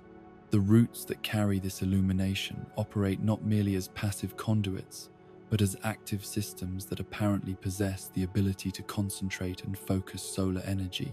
transforming diffuse surface radiation into concentrated beams capable of supporting photosynthesis and creating the visual environments necessary for the development of complex civilizations in locations where such achievements should be precluded by environmental limitations. The civilization that has developed around this miraculous light source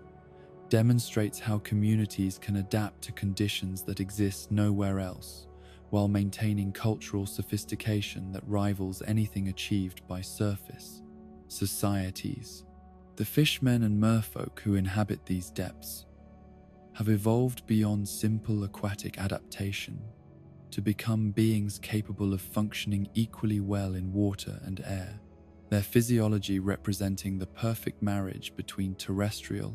and marine capabilities that allows them to take full advantage of their unique environment. The architecture that characterizes Fishman Island reflects design principles that could only develop under conditions where the normal limitations of gravity and atmospheric pressure no longer apply, creating structures that combine the flowing grace of underwater construction with the practical requirements of air-breathing inhabitants. The buildings that rise through this submarine paradise demonstrate how beauty and function can achieve perfect synthesis when designers are freed from the constraints that limit surface architecture to relatively simple geometric forms. The Ryugu Palace that crowns this underwater kingdom represents perhaps the pinnacle of deep-sea architectural achievement. Its coral-based construction creating spaces that seem to grow organically from their surroundings, while providing all the amenities necessary for royal comfort and administrative efficiency. The integration of living coral with artificial construction creates buildings that continue to evolve and adapt long after their initial completion, structures that participate in the ongoing life of their environment rather than simply occupying space within it. The social structures that govern Fishman Island society reflect adaptations to conditions where traditional surface-based concepts of territory and resource distribution lose relevance, creating governmental systems that prioritize harmony between different species while maintaining the flexibility necessary for dealing with environmental challenges that exist nowhere else. The discrimination that has historically affected relations between fishmen and surface humans speaks to conflicts that arise when different evolutionary pathways create capabilities that can be perceived as threatening by those who lack similar adaptations. The sea forest that surrounds Fishman Island creates ecosystems that combine the characteristics of terrestrial woodlands with marine environments, producing hybrid biomes where creatures from both realms can coexist while developing new forms of symbiosis that enrich the biodiversity of regions that already represent some of the world's most complex biological systems. The ships that rest within this underwater forest serve as monuments to the countless voyages that have ended in these depths, their hulls transformed into foundations for new forms of life that demonstrate nature's ability to reclaim and repurpose human constructions for biological ends. The historical connections between Fishman Island and surface civilizations reveal trade relationships that have persisted across centuries, despite the obvious challenges involved in maintaining commerce across vertical distances that require specialized transportation methods and environmental protections. The goods that flow between these realms speak to complementary resource bases where surface production can benefit from deep-sea materials, while underwater communities gain access to products that cannot be created under Bensus. High-pressure conditions. The deep currents that flow through these abyssal regions operate according to patterns that influence global oceanic circulation systems, creating underwater rivers that carry nutrients and energy across vast distances while connecting ecosystems that might otherwise develop in complete isolation from one another. These currents serve as highways for migration patterns that span the planet's deepest regions, allowing genetic and cultural exchange between communities that exist thousands of miles apart while sharing similar environmental challenges. The pressure-adapted technologies that enable deep-sea civilization represent innovations that could revolutionize surface understanding of materials science and engineering if their principles could be successfully adapted to operate under normal atmospheric conditions. The methods used to create structures capable of withstanding crushing oceanic forces while maintaining the flexibility necessary for life support systems suggest approaches to construction and manufacturing that exceed anything currently available to surface industries. The thermal vents that punctuate the ocean floor create localized ecosystems where life draws energy directly from geological processes rather than depending upon solar radiation that has been transmitted through biological intermediaries. These regions demonstrate alternative approaches to energy utilization that suggest possibilities for technological development that could reduce dependence upon surface-based power sources while providing the reliability necessary for supporting permanent deep-sea settlement. The ancient ruins that dot the deepest ocean floors speak to civilizations that achieved remarkable sophistication before succumbing to forces that remain largely mysterious to current observers. Their architectural remains serving as evidence that intelligent life has been adapting to extreme deep-sea conditions for periods that exceed recorded history. The technologies that these vanished peoples developed may hold keys to solving current challenges related to deep-sea exploration and habitation. but their recovery and interpretation require capabilities that push the boundaries of what current salvage and archaeological techniques can achieve. The creatures that inhabit the spaces between thermal vents and established settlements have evolved forms so alien to surface life that their study requires entirely new approaches to biological classification and understanding. These beings operate according to metabolic processes that seem to draw energy from sources that remain unidentified by conventional biochemistry, creating life forms that challenge every assumption about what constitutes possible biological function under extreme environmental conditions. The communication networks that connect different regions of the deep-sea realm operate through methods that may involve acoustic techniques that take advantage of water density and pressure conditions to carry signals across distances that would be impossible to span using surface-based technologies. The languages that have developed among deep-sea peoples reflect adaptations to environments where normal vocal communication must compete with pressure effects and ambient noise that would render conventional speech unintelligible. The navigation techniques that enable travel through lightless regions where normal compass and stellar references become useless represent innovations that may depend upon sensitivity to magnetic fields, pressure gradients, and chemical traces that exist below the threshold of surface dweller perception. The maps that chart these underwater realms must account for three-dimensional territories where vertical movement requires different skills and equipment than horizontal travel, creating cartographic challenges that have no equivalent in surface geography.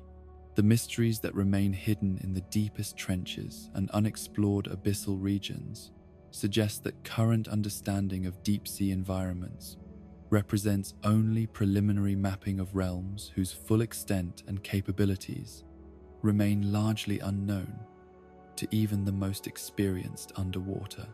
explorers. The depths continue to yield new discoveries that expand appreciation for the complexity and diversity of life forms that can develop when environmental pressures create evolutionary opportunities that exist nowhere else in the natural world, proving that the ocean's deepest regions serve not as barriers to life, but as laboratories where the impossible becomes routine, and where the boundaries of biological possibility continue to expand in directions that illuminate new pathways toward understanding the full scope of what becomes achievable when life refuses to accept limitations as permanent obstacles to growth and adaptation. Reverse Mountain stands as perhaps the most magnificent impossibility that the Grand Line has to offer, a geological formation so fundamentally at odds with natural law that its very existence serves as declaration that in these waters, the impossible becomes merely the starting point for greater wonders yet to be discovered. This towering mountain rises from the ocean's depths with slopes so steep they seem to challenge gravity itself. Yet water flows upward along its faces with the same casual certainty that other rivers flow toward the sea, creating currents that carry ships skyward through channels carved by forces that operate according to principles unknown to conventional geology or physics. The four separate waterways that converge at Reverse Mountain's base bring together currents from the North Blue, South Blue, East Blue, and West Blue in a confluence that should create chaos,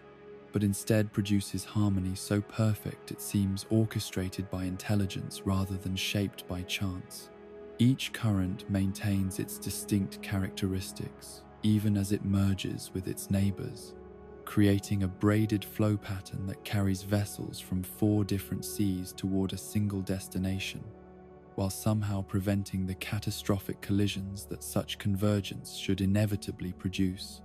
The ascent along Reverse Mountain's impossible slopes transforms ordinary ships into participants in miracles that defy every principle that governs how water should behave when confronted with solid barriers. The mountain's channels guiding oceanic currents upward with force sufficient to lift vessels weighing thousands of tons while maintaining speeds that would be dangerous even on level seas. The experience of riding these vertical rivers changes everyone who survives it, marking them forever as individuals who have transcended the normal limitations that govern maritime travel, while providing them with their first taste of how the Grand Line transforms impossible dreams into navigable reality. The whale Laboon who waits at the summit of this geographical impossibility serves as living testament to the kind of loyalty that can persist across decades of separation, his massive form creating its own ecosystem within the convergence point where four seas become one. His presence transforms what might be mere spectacle into something approaching sacred encounter, the meeting between human ambition and animal devotion that demonstrates how bonds forged in love can survive any test that time or distance can devise. Little Garden preserves fragments of prehistory within its shores, like a museum where the exhibits continue to live and breathe and wage eternal war, according to principles that honor courage above victory and friendship above personal survival. The giants Dory and Brogy, who have conducted their century-long duel upon this primeval island, demonstrate how conflict can transcend its own destructive nature to become ceremony, their battle serving not as attempt to harm one another, but as expression of values so fundamental that their maintenance justifies any sacrifice that might be required. The volcanic activity that periodically reshapes Little Garden's landscape creates an environment where permanence becomes negotiable, where mountains can rise and fall within single lifetimes, while the essential character of the island remains unchanged. The prehistoric creatures that inhabit this lost world have survived extinction through isolation, their continued existence serving as a reminder that some forms of life possess resilience that exceeds every environmental challenge that nature or time can devise. The seasonal changes that affect Little Garden operate according to accelerated timescales that compress years into days, creating rapid transitions between climatic extremes that test the adaptability of every living thing, while providing endless variety for those who possess the patience to observe how ecosystems respond to conditions that exist nowhere else. The acceleration of natural processes reveals truths about biological adaptation that remain hidden in more stable environments, demonstrating how life can evolve and thrive when freed from the assumption that change must occur gradually to be sustainable. Drum Island rises from winter seas like a crystalline fortress where cold has achieved architectural sophistication, its snow-covered peaks hiding communities where medical knowledge has evolved beyond the simple treatment of physical ailments to encompass healing of souls damaged by experiences too harsh for ordinary hearts to process. The eternal winter that grips this island creates conditions where survival depends upon more than adequate clothing and shelter, where warmth must be fought for with every breath, and where the distinction between physical and spiritual cold becomes meaningless when both threaten to freeze the essential spark that makes life worth preserving. The cherry blossoms that Dr. Hiriluk brought to this frozen landscape represent perhaps the most beautiful impossibility that human determination has ever achieved. Flowers blooming in defiance of conditions that should make their existence impossible while creating beauty that transcends every limitation that climate can impose upon botanical expression. The miracle of sakura blooming against eternal snow serves as proof that some forms of hope can survive any adversity when supported by love sufficient to sustain impossible dreams through periods when their fulfillment seems forever beyond reach. The castle that crowns Drum Island's highest peak serves as both fortress and hospital, its architecture reflecting the dual nature of power that can be wielded either to protect or to oppress, depending upon the character of those who control its application. The medical facilities contained within these walls represent accumulation of knowledge gathered through centuries of treating patients whose injuries tell stories of the Grand Line's dangers, while their recovery speaks to the patient's lessons. Possibility that even the most devastating wounds can heal when properly tended. Arabasta stretches across desert expanses so vast, they seem to encompass entire worlds within their sandy borders. A kingdom where ancient wisdom has learned to create oases of civilization in regions where water becomes more precious than gold, and where survival depends upon understanding rhythms that operate according to patterns established long before human memory began recording the passage of seasons. The cities that rise from these sands like mirages, made permanent, demonstrate how architecture can achieve harmony with environments that seem hostile to human habitation, creating beauty that draws its inspiration from the very forces that make life challenging. The civil war that threatened to tear Arabasta apart revealed how corruption can metastasize through political systems when those who claim to serve the public good begin serving only their own interests, creating conflicts where loyal citizens become enemies while the true architects of chaos profit from suffering they have orchestrated. The resolution of this conflict required not just military victory, but the kind of moral courage that chooses unity over vengeance and healing over retribution. The poneglyphs hidden within Arabasta's ancient structures speak to connections that span centuries and continents. Stone records that preserve knowledge too dangerous to be transmitted through conventional means, while awaiting discovery by those who possess both the ability to read their message and the wisdom to use such knowledge responsibly. These monuments to vanished civilizations serve as reminders that current political arrangements represent only temporary solutions to eternal problems of power and justice. Water 7 rises from tidal lagoons like a city that has learned to dance with forces that would destroy communities less adaptable to the rhythms of oceanic fury, its architecture flowing with curves that channel rather than resist the waters that periodically transform streets into canals and buildings into islands. The shipwrights who populate this aquatic metropolis understand that vessels represent more than transportation,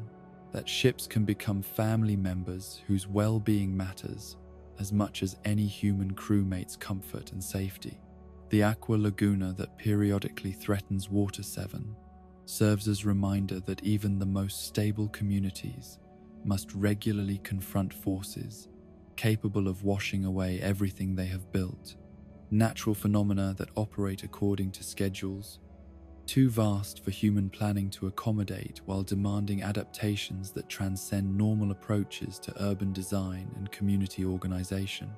The annual preparation for these floods demonstrates how societies can develop resilience that transforms potentially catastrophic events into manageable challenges through proper preparation and collective cooperation.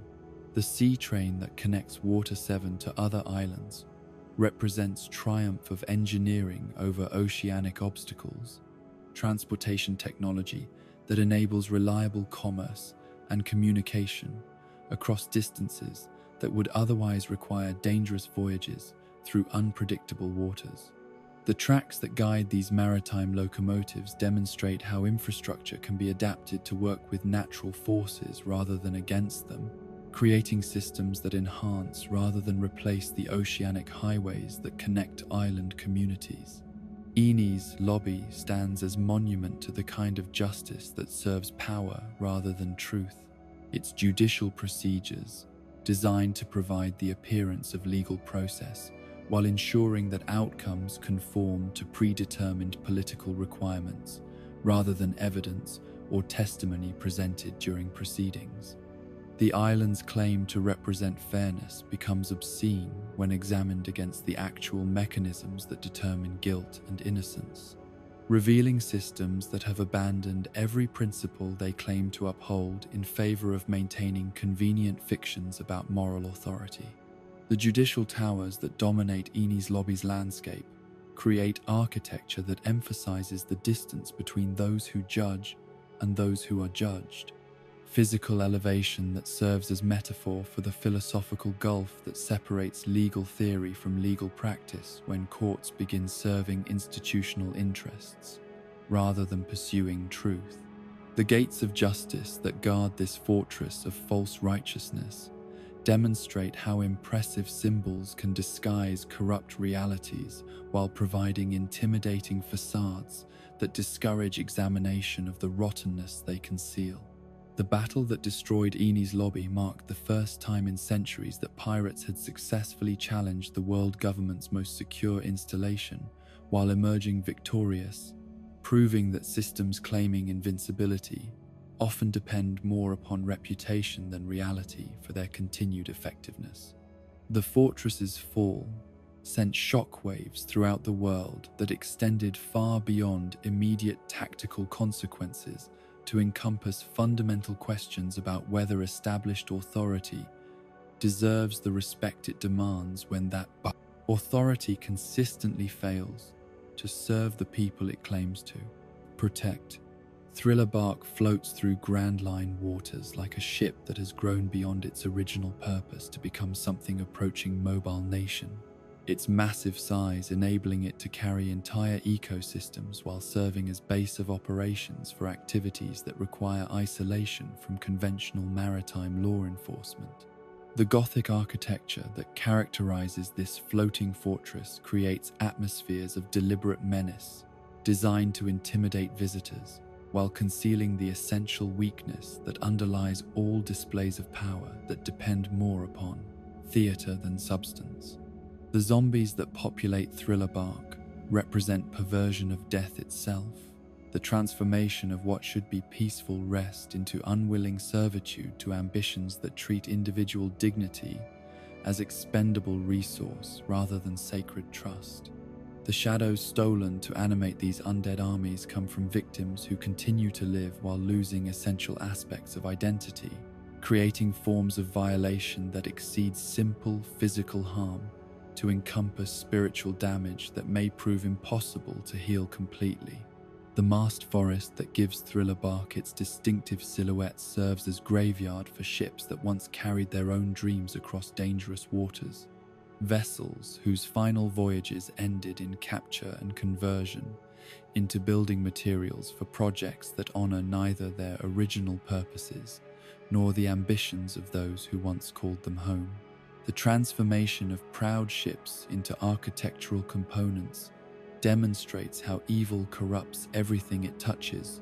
while creating monuments to its own power that celebrate destruction rather than creation. Sabaody Archipelago floats upon bubble formations, so delicate they seem to exist as deliberate metaphor for the fragility of dreams that have carried pirates through paradise toward challenges that will test every assumption they hold about what becomes possible when sufficient determination encounters adequate preparation. The mangrove roots that anchor this collection of islands create ecosystems where the boundaries between land and sea become negotiable, establishing environments that exist according to principles that transcend simple geographic classification. The bubbles that characterize Sabaody's distinctive atmosphere demonstrate how seemingly ephemeral phenomena can achieve structural integrity sufficient to support entire civilizations when natural processes operate according to patterns that exceed normal understanding of what constitutes possible foundation for permanent habitation. The resin that creates these formations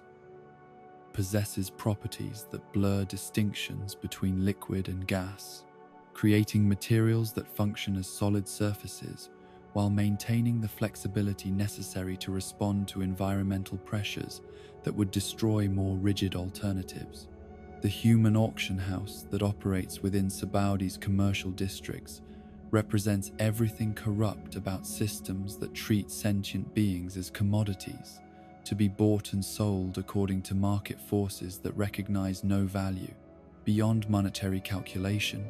institutions that transform dignity into merchandise, while creating entertainment from degradation that should inspire only horror and righteous anger. The casual cruelty that characterizes these proceedings reveals depths of moral bankruptcy that make rebellion not just justified, but morally imperative for anyone who possesses strength sufficient to resist. The world nobles, whose presence transforms commerce into theater of oppression, embody systematic privilege that operates through violence sanctioned by tradition, their authority deriving not from achievement or wisdom, but from accidents of birth that have been transformed into permanent licenses for inflicting suffering upon those who lack similar advantages. Their casual exercise of power over life and death demonstrates how unchecked authority inevitably corrupts those who wield it, while creating systems that perpetuate injustice through mechanisms too complex for simple reform to address. Effectively, the supernovas who gather at Sabaudi represent culmination of Paradise's educational process, pirates whose individual journeys through the Grand Line's first half have forged them into individuals capable of challenging established power structures while pursuing dreams that exceed anything their original circumstances suggested might be achievable. Their diverse approaches to impossible problems create potential for cooperation that could reshape global political balances if properly coordinated and directed toward common objectives, rather than competing individual ambitions. Each island within the Grand Line serves as classroom where specific lessons must be mastered before progression to more advanced challenges becomes possible, creating educational sequences that test every aspect of character while providing tools and knowledge necessary for survival in waters where inadequate preparation means death and insufficient wisdom means worse than death. The progression from simple challenges to complex obstacles follows patterns that seem designed by intelligence rather than shaped by chance, suggesting that the Grand Line itself may possess characteristics that actively participate in developing those who dare to navigate its legendary waters toward destinations that promise transformation for any who survive the journey with their essential humanity intact. The magnetic mysteries that govern navigation within the Grand Line represent perhaps the most fundamental challenge that these legendary waters present to those who dare to attempt their conquest. For here the very concept of direction becomes fluid and unreliable, transformed from the stable constant that guides ordinary seamanship into a chaotic dance of forces that shift and writhe according to patterns too complex for human minds to predict or control. Normal compasses, those faithful instruments that have guided sailors safely across every other ocean in the world, become worse than useless in these waters, their needles spinning wildly as they attempt to process magnetic signatures that operate according to principles that seem designed specifically to confound conventional navigation, while testing the faith and determination of those who seek passage through waters where the impossible has become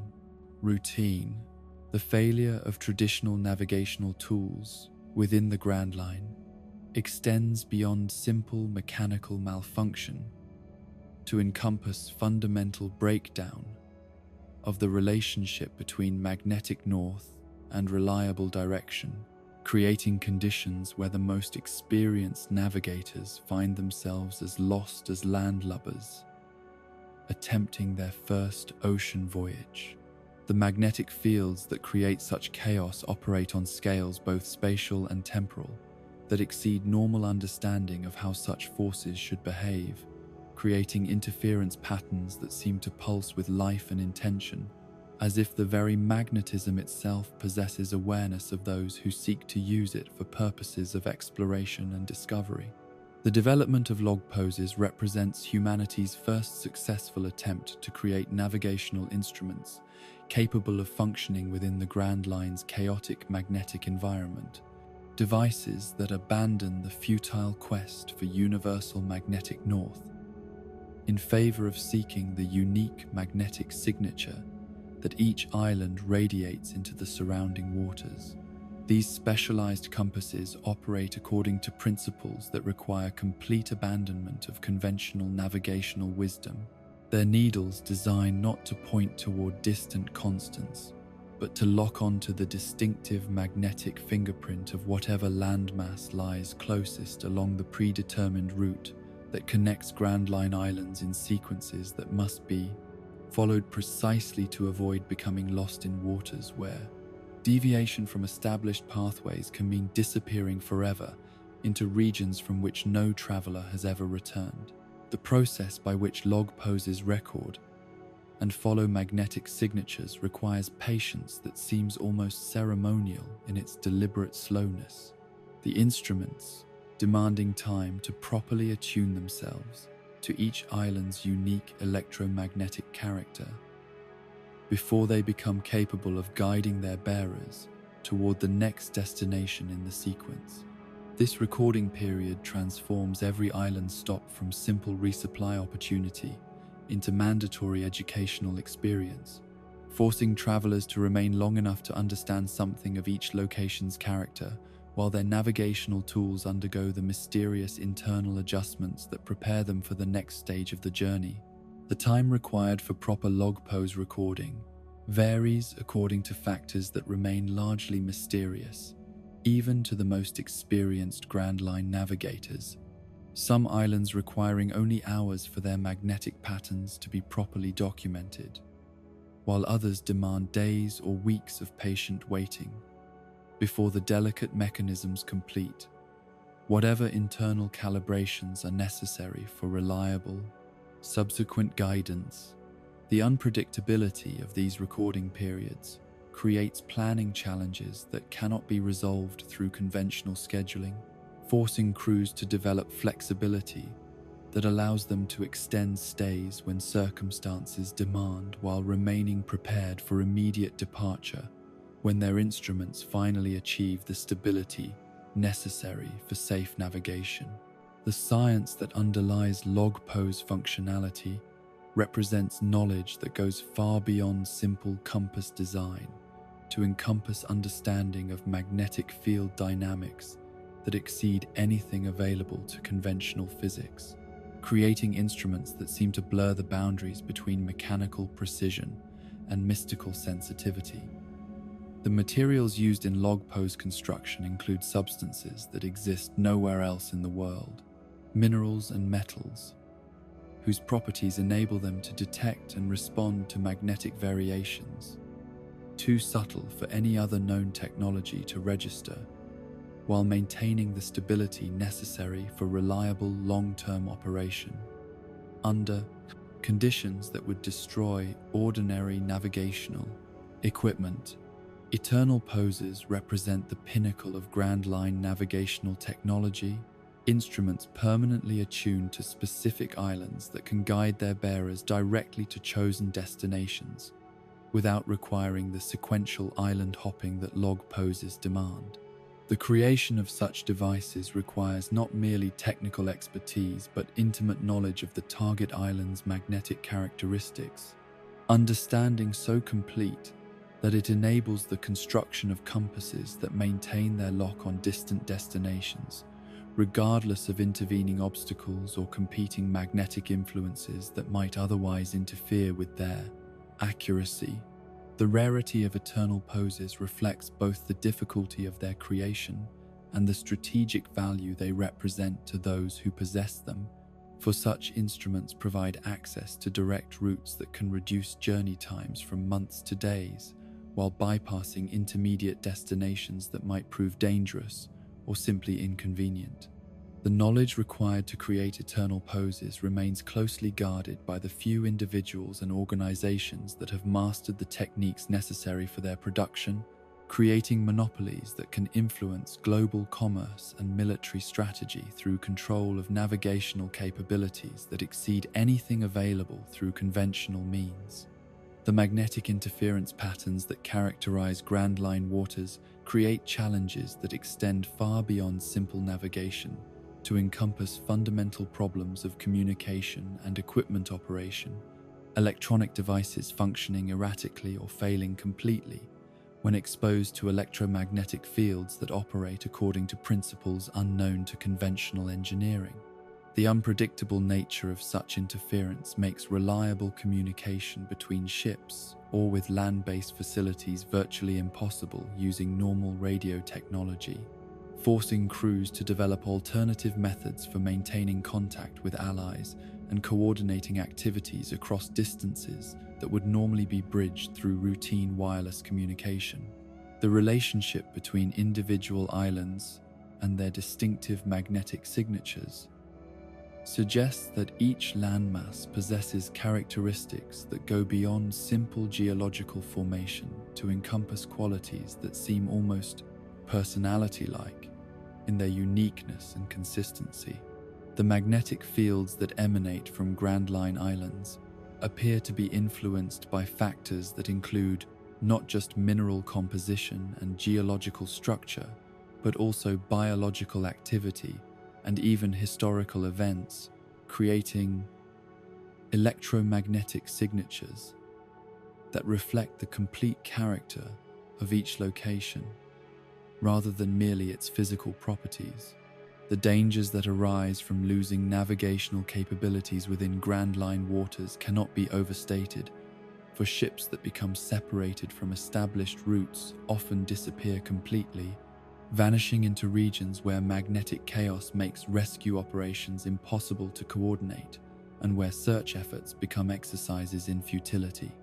The few vessels that have been recovered after extended periods of magnetic disorientation carry crews whose sanity has been damaged by exposure to conditions where the fundamental relationship between position and destination becomes meaningless. Psychological trauma that speaks to the deep human need for reliable reference points in a universe that can seem arbitrary and hostile. The skilled navigators who specialize in Grand Line travel represent a unique profession that combines technical expertise with intuitive understanding of forces that operate beyond conventional measurement or prediction. Individuals whose abilities seem to transcend normal human limitations, to encompass sensitivity to magnetic variations that remain undetectable to anyone lacking their specialized training and experience. These masters of impossible seamanship develop capabilities that border on the supernatural, able to detect changes in magnetic conditions through subtle cues that include variations in air pressure, water temperature, and even atmospheric moisture levels that somehow correlate with electromagnetic fluctuations too complex for instruments to register reliably. The emergency navigation techniques that experienced Grand Line travelers develop for situations where instruments fail or are lost represent innovations that draw upon every available source of information, from the behavior of seabirds to the color and texture of water surfaces, creating backup systems that operate through observation of natural phenomena rather than dependence upon mechanical devices. These alternative methods require years of experience to master and can provide guidance sufficient for basic survival, even when conventional navigational aids become unavailable, though their accuracy remains far inferior to proper log post navigation, and their use should be considered only as last resort when no better options exist. The weather prediction that becomes necessary for safe Grand Line travel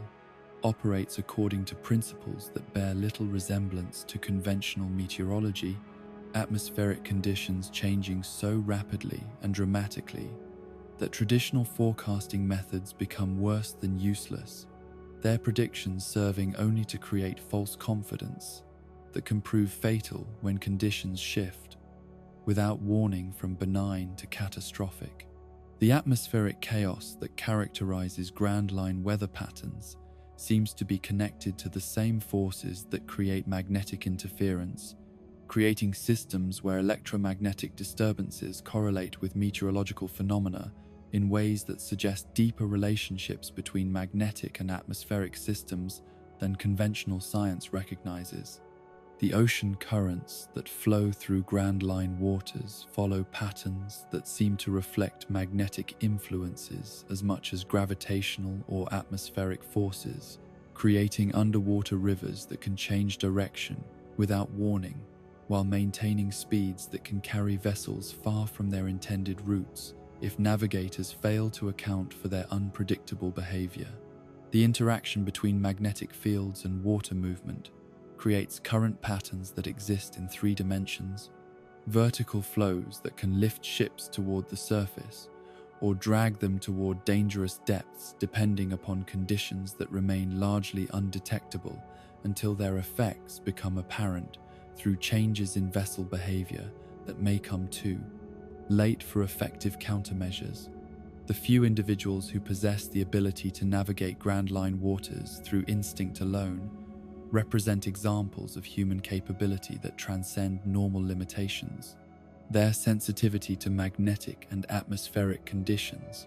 enabling them to detect changes and trends that remain invisible to everyone else, while providing guidance that proves more reliable than mechanical instruments. These natural navigators develop their abilities through exposure to Grand Line conditions over extended periods, their nervous systems apparently adapting to detect electromagnetic variations that become as meaningful to them as visual or auditory information is to ordinary humans. The technological interference that affects communication and equipment operation within Grand Line waters creates challenges that extend beyond navigation to encompass every aspect of modern life that depends upon electronic systems, forcing crews to develop alternatives to conventional approaches while learning to function effectively under conditions where familiar tools and methods lose their reliability. The electromagnetic chaos that characterizes these waters seems to affect different technologies in different ways, some devices failing completely, while others function intermittently or produce results that bear no relationship to their normal operation parameters. The relationship between magnetic phenomena and the unique characteristics of Grand Line Islands suggests that the electromagnetic signatures that enable navigation may also influence the development of distinctive climates, cultures, and even biological evolution, creating feedback loops where magnetic conditions shape environmental characteristics while environmental factors influence magnetic field generation. This interconnection between electromagnetic and biological systems creates complexity that exceeds current understanding of how such forces interact, suggesting that the Grand Line represents a natural laboratory where conventional scientific categories become inadequate for explaining observed phenomena. The navigation of Grand Line waters ultimately becomes not just technical challenge but spiritual journey, requiring surrender of conventional assumptions about how the world operates while developing faith in instruments and techniques that seem to function through principles that transcend normal understanding. The magnetic mysteries that make such navigation possible continue to resist complete explanation even by those who have mastered their practical application, serving as reminder that some aspects of the natural world exceed human comprehension while remaining accessible to those who approach them with proper respect and preparation. The Grand Line's magnetic chaos thus becomes both obstacle and teacher, challenging navigators to expand their understanding of what becomes possible when conventional limitations are abandoned in favor of methods that embrace mystery as pathway to mastery rather than barrier to achievement. The political landscape of the Grand Line operates according to principles that transcend conventional understanding of governmental authority and territorial control, creating a complex web of competing jurisdictions where power flows not according to established legal precedent but according to the ever-shifting balance between forces so vast they can reshape entire regions through the simple application of individual will made manifest. Here, in waters where the impossible has become routine, political structures must adapt to conditions that exist nowhere else in the world, creating governmental systems that blend traditional statecraft with recognition that some individuals possess capabilities that can override any law or treaty through the direct application of strength that operates beyond conventional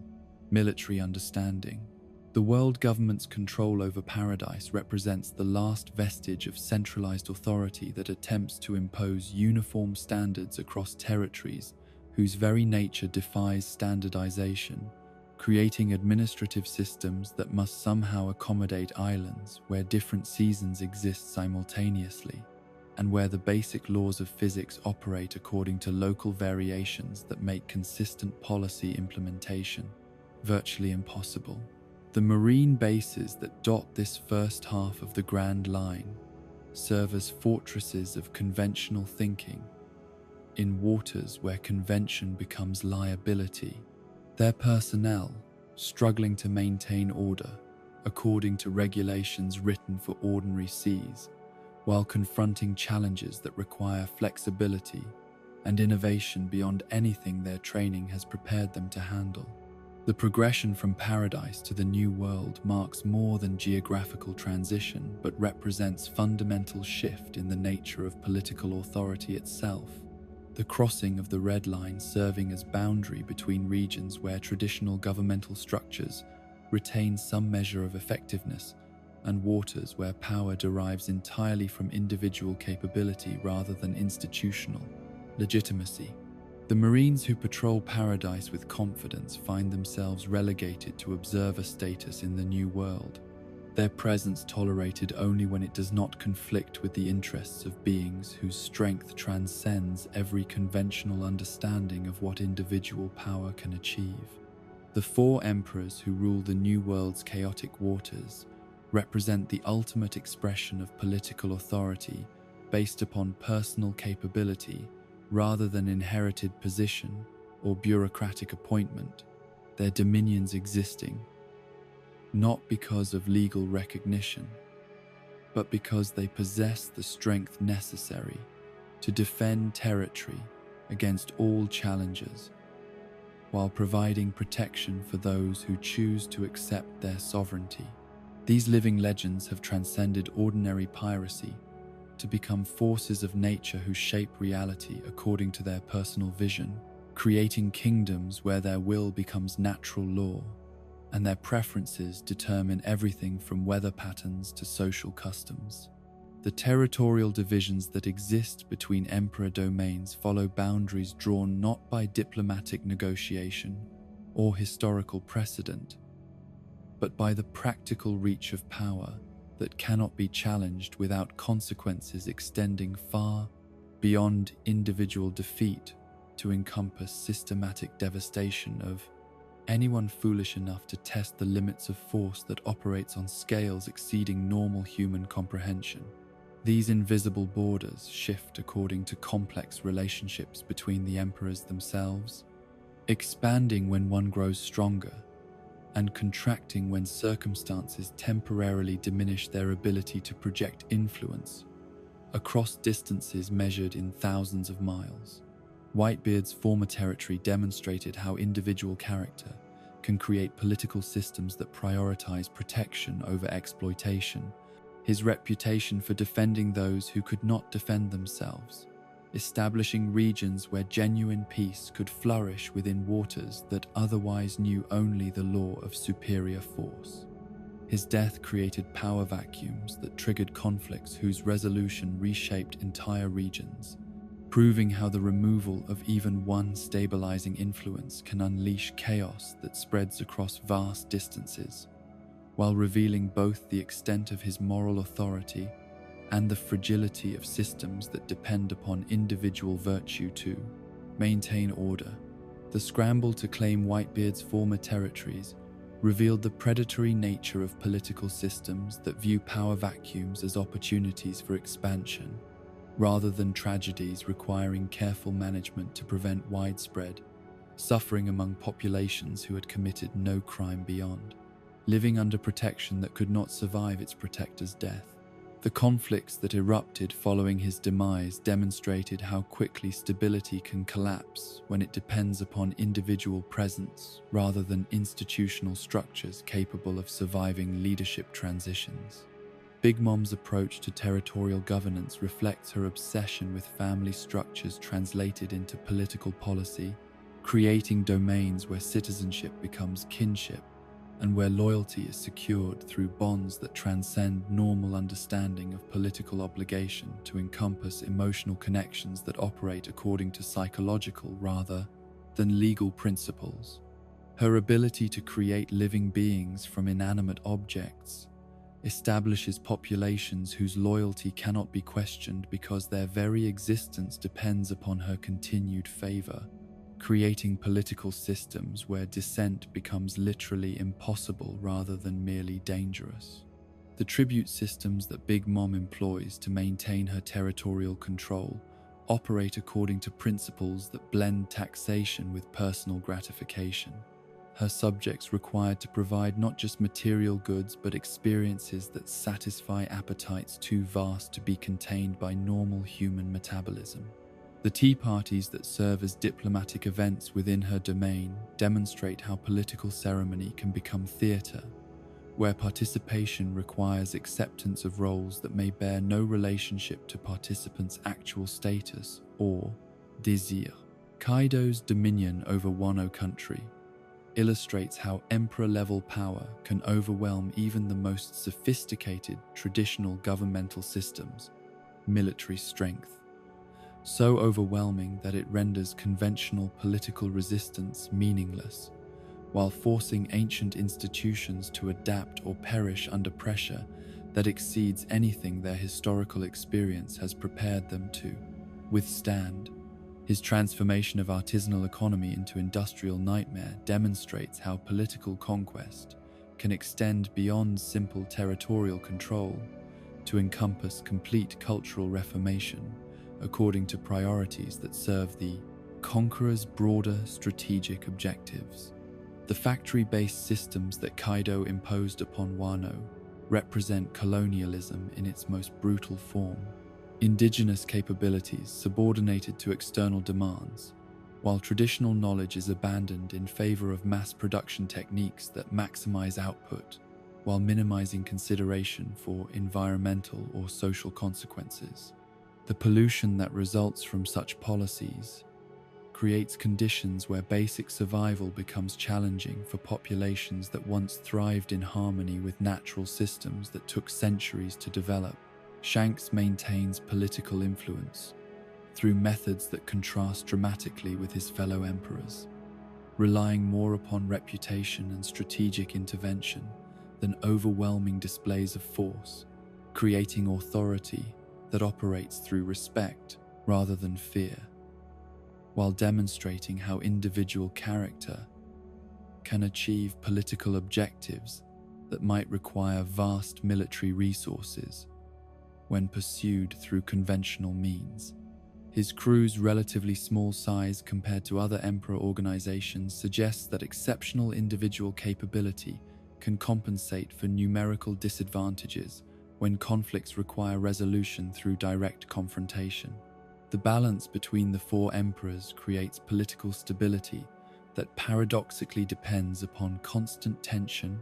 each preventing the others from achieving complete dominance through implicit threat of alliance formation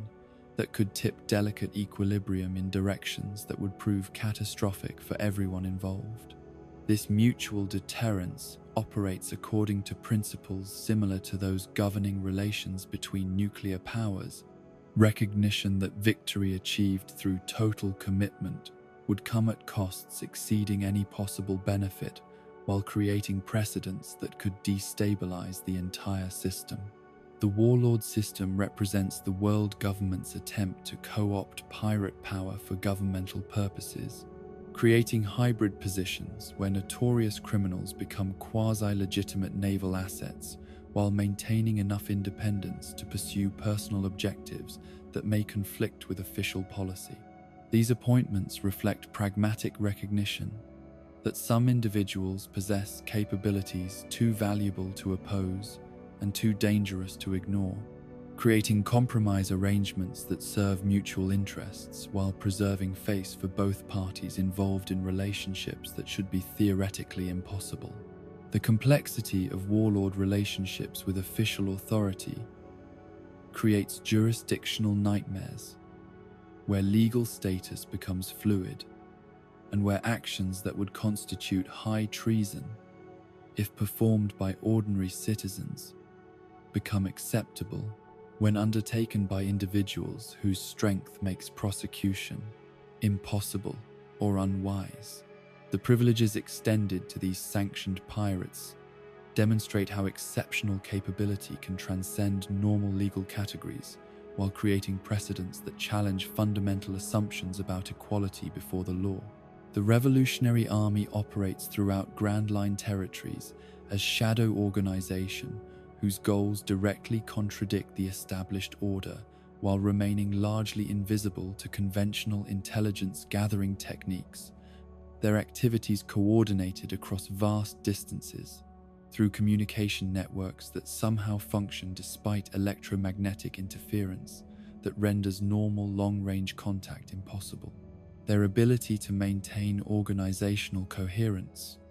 while remaining decentralized enough to avoid systematic suppression speaks to leadership capabilities that exceed those demonstrated by most legitimate governmental structures. The recruitment methods employed by revolutionary forces suggest popular dissatisfaction with current political arrangements that extends far beyond simple criminal discontent to encompass systematic oppression that affects entire populations whose only crime has been lacking the power necessary to resist exploitation by those who possess strength sufficient to impose their will regardless of moral considerations. The growth of revolutionary sentiment despite harsh penalties for anti-government activity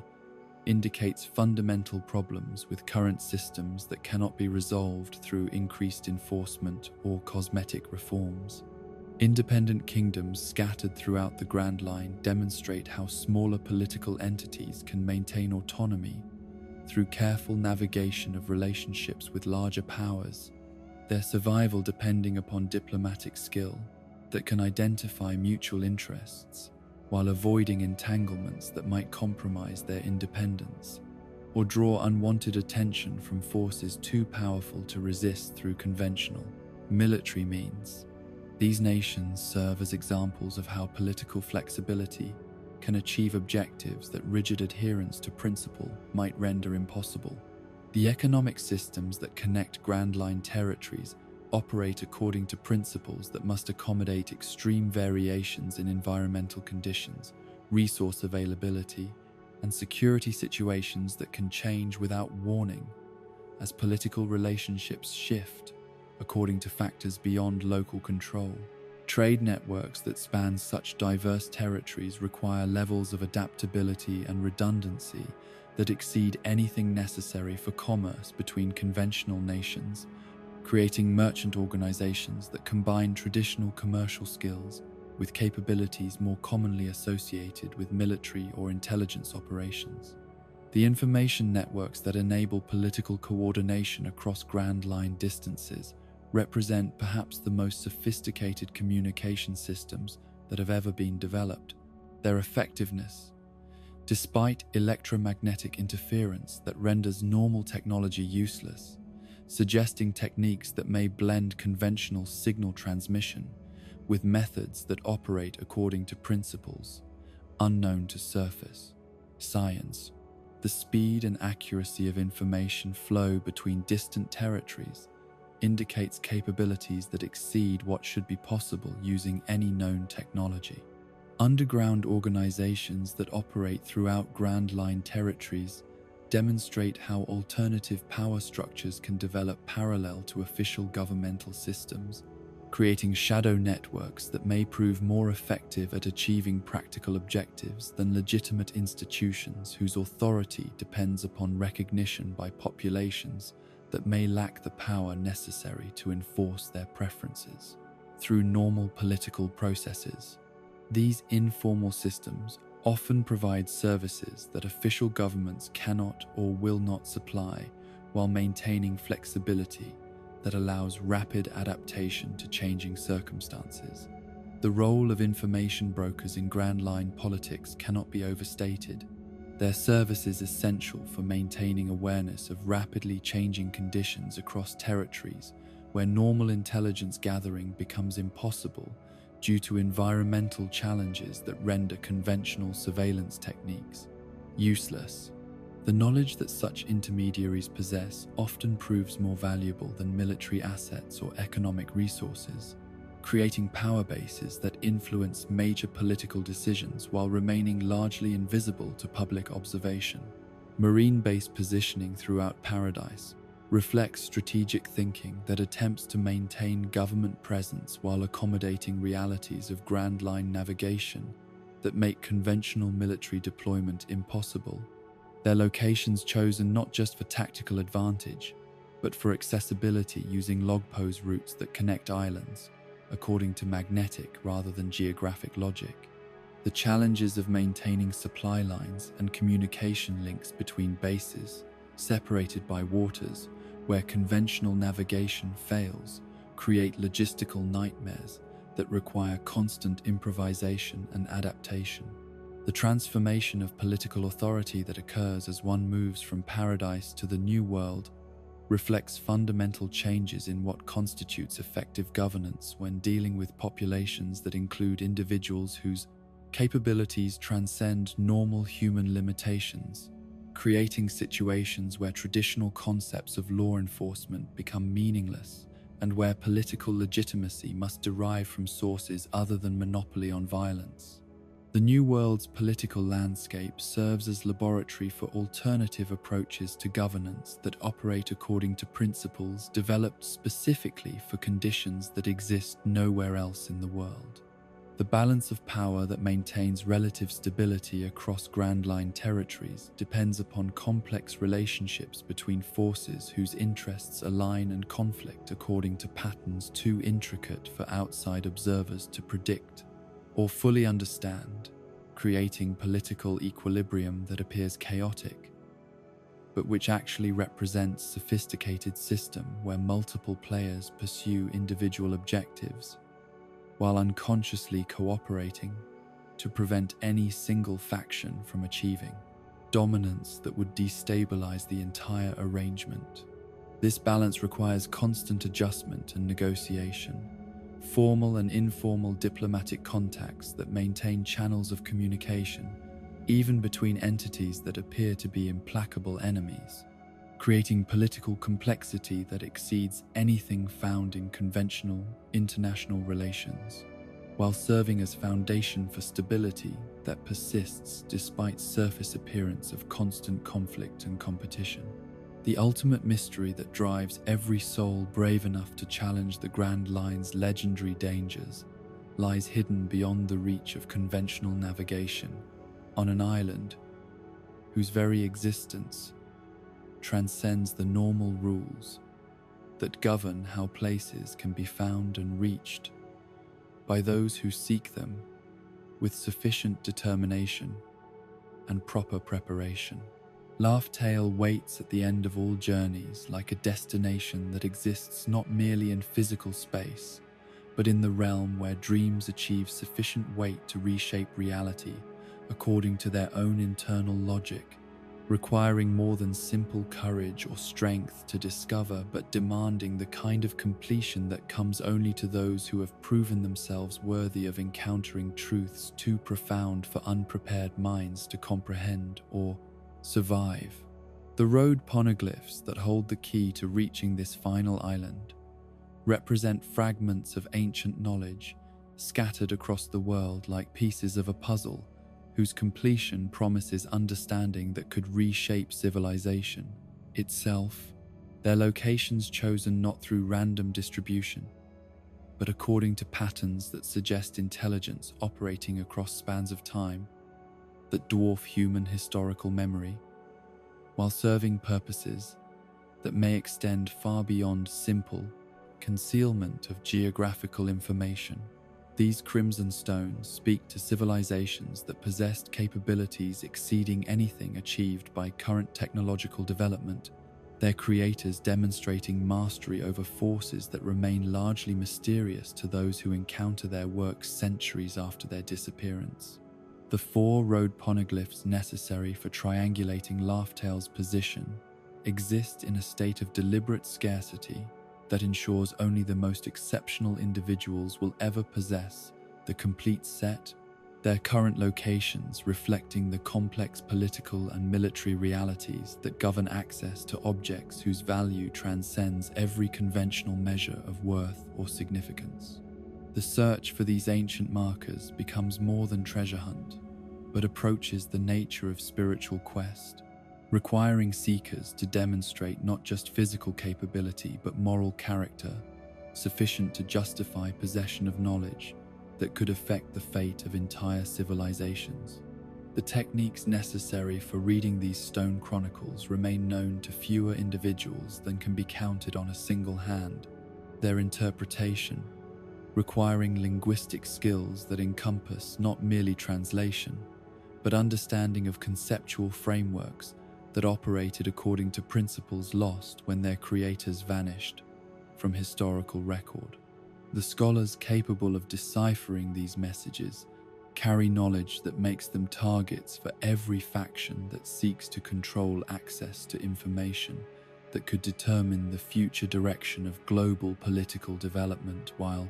placing them in danger that extends beyond simple persecution to encompass systematic attempts at elimination.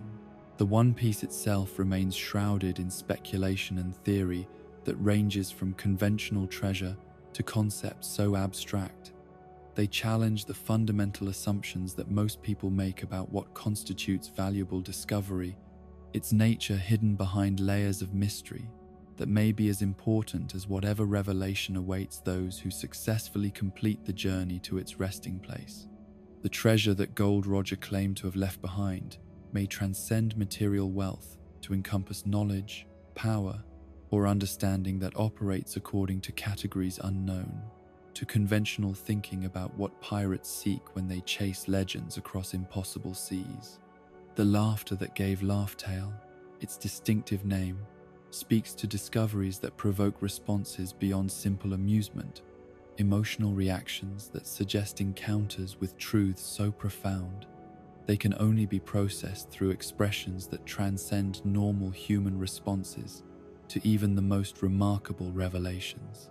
The joy that Roger and his crew experienced upon reaching their destination may have resulted from understanding that resolved mysteries which had puzzled them throughout their journey, answers that provided context for everything they had experienced, while revealing possibilities they had never imagined could exist within the boundaries of a single world. The ancient weapons whose names appear throughout historical records represent power on scales that dwarf every conventional understanding of what individual artifacts can achieve when properly activated and directed towards specific objectives. Their capabilities apparently sufficient to reshape continents or eliminate entire populations, depending upon the intentions of those who possess the knowledge necessary for their operation. Pluton, Poseidon, and Uranus exist not merely as weapons in the conventional sense,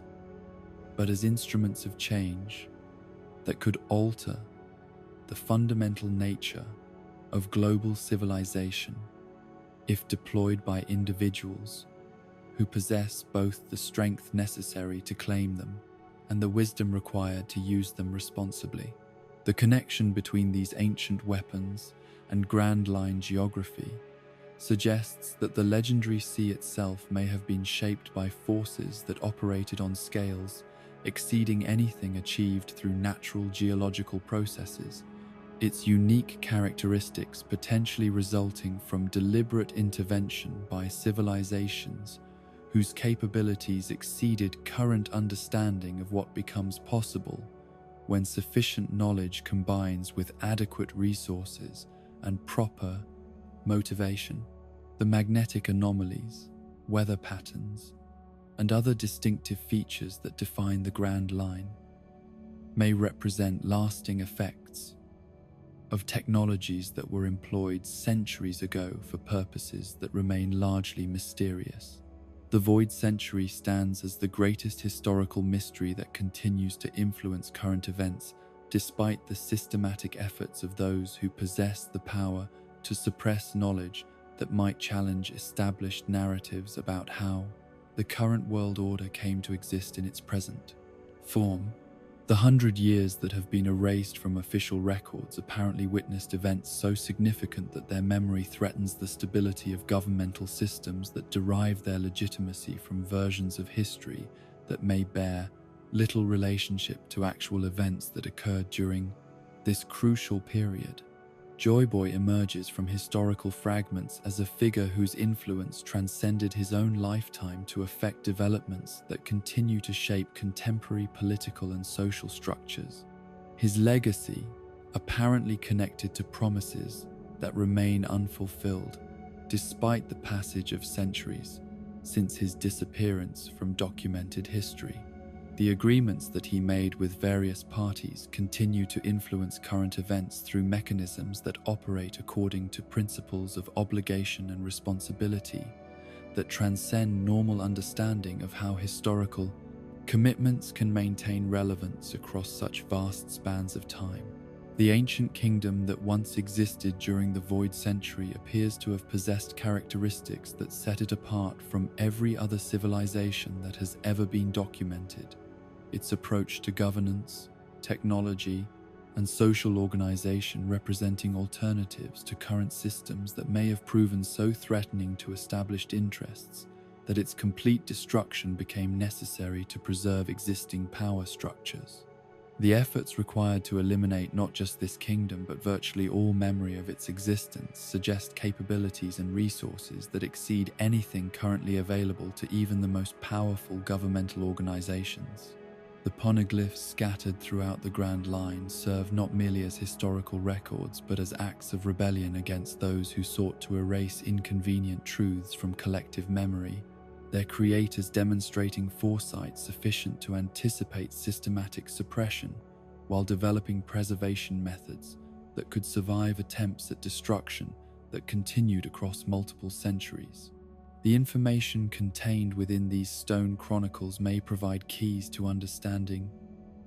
not just historical events, but contemporary mysteries that continue to influence global development.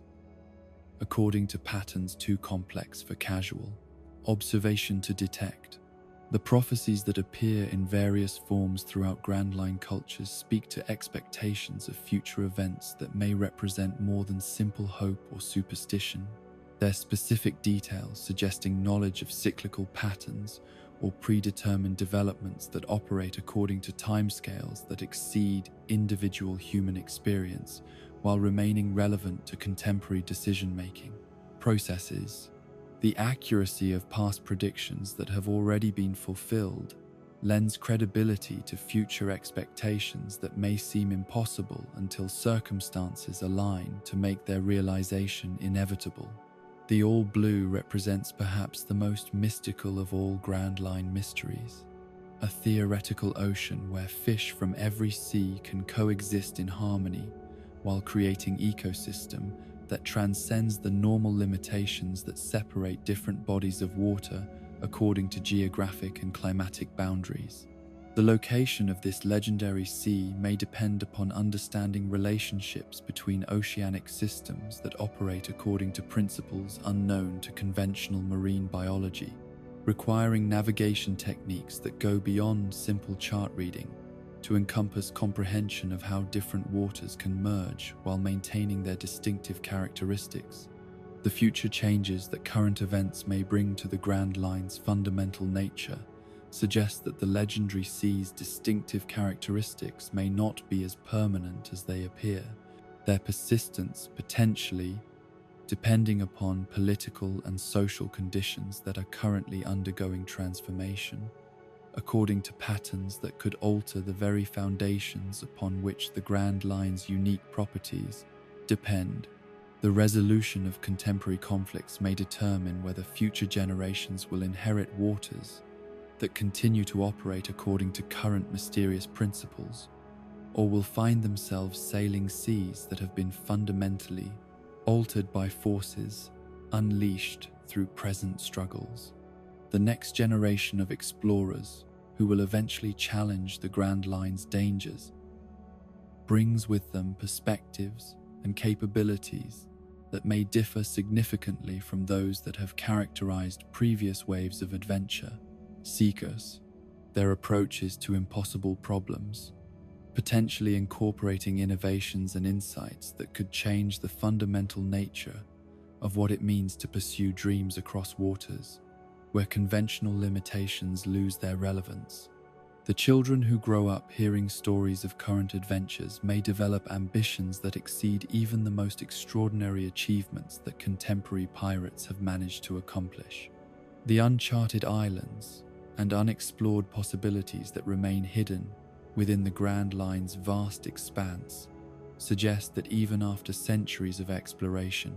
the legendary sea continues to conceal secrets that could revolutionize understanding of what the world contains and what becomes achievable when human determination encounters environments that transform limitations into opportunities for growth and discovery. The maps that chart these waters remain incomplete, not through lack of effort, but because the Grand Line itself appears to generate new mysteries faster than old ones can be solved. The dreams that continue to draw people to these impossible waters represent more than simple desire for adventure or wealth, but encompass fundamental human need to discover what lies beyond the boundaries that appear to define possible experience, to test themselves against challenges that promise transformation for those who survive the encounter, while offering the possibility of achieving objectives that seemed forever beyond reach when viewed from the safety of ordinary circumstances. The Grand Line serves as a laboratory where dreams become experiments in what the human spirit can achieve when freed from the assumptions that normally constrain imagination and ambition. The eternal cycle of exploration that characterizes the Grand Line ensures that each generation will discover new aspects of these legendary waters while contributing to accumulated knowledge that makes future achievements possible, creating progress that operates according to principles of collective advancement rather than individual accomplishment alone. The pirates who currently sail these waters build upon foundations laid by countless predecessors while laying groundwork that will support the dreams of adventurers yet to be born. The ultimate truth that may await discovery at Laughtale transcends every speculation about treasure or knowledge to encompass possibilities that could redefine what it means to be human in a universe where the impossible serves merely as starting point for achievements that illuminate pathways toward futures that exceed every current understanding of what becomes possible when sufficient determination encounters adequate opportunity. The Grand Line continues to evolve, its mysteries deepening even as old secrets are revealed, ensuring that the legendary sea will remain forever, beyond complete comprehension, while offering endless possibilities for those brave enough to chase dreams across waters where miracles have become commonplace and where the only limitation that truly matters is the extent of one's willingness to believe that impossible dreams can become navigable reality. And so we reach the end of our journey through the Grand Line.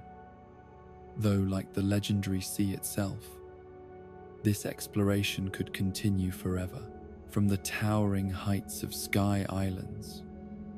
to the mysterious depths where ancient light pierces eternal darkness, from the impossible stillness of the calm belts to the chaotic wonder of the New World. We have traced the currents that have shaped countless dreams. The Grand Line stands as more than mere geography. It is possibility made manifest, challenge transformed into opportunity, the physical embodiment of everything that calls to the human spirit when it yearns to discover what lies beyond the next horizon. Every island holds secrets. Every current carries stories. Every storm tests the resolve of those brave enough to chase dreams larger than the world seems willing to accommodate. Rest now, gentle dreamer, knowing that somewhere beyond the edges of sleep, these legendary waters continue their eternal dance around the world. The Grand Line waits patiently for the next generation of dreamers to test their resolve against its wonders. And perhaps, in dreams, you too might find yourself sailing these impossible seas, chasing treasures that are measured not in gold, but in the bonds forged and the adventures shared along the way. The greatest journey never truly ends.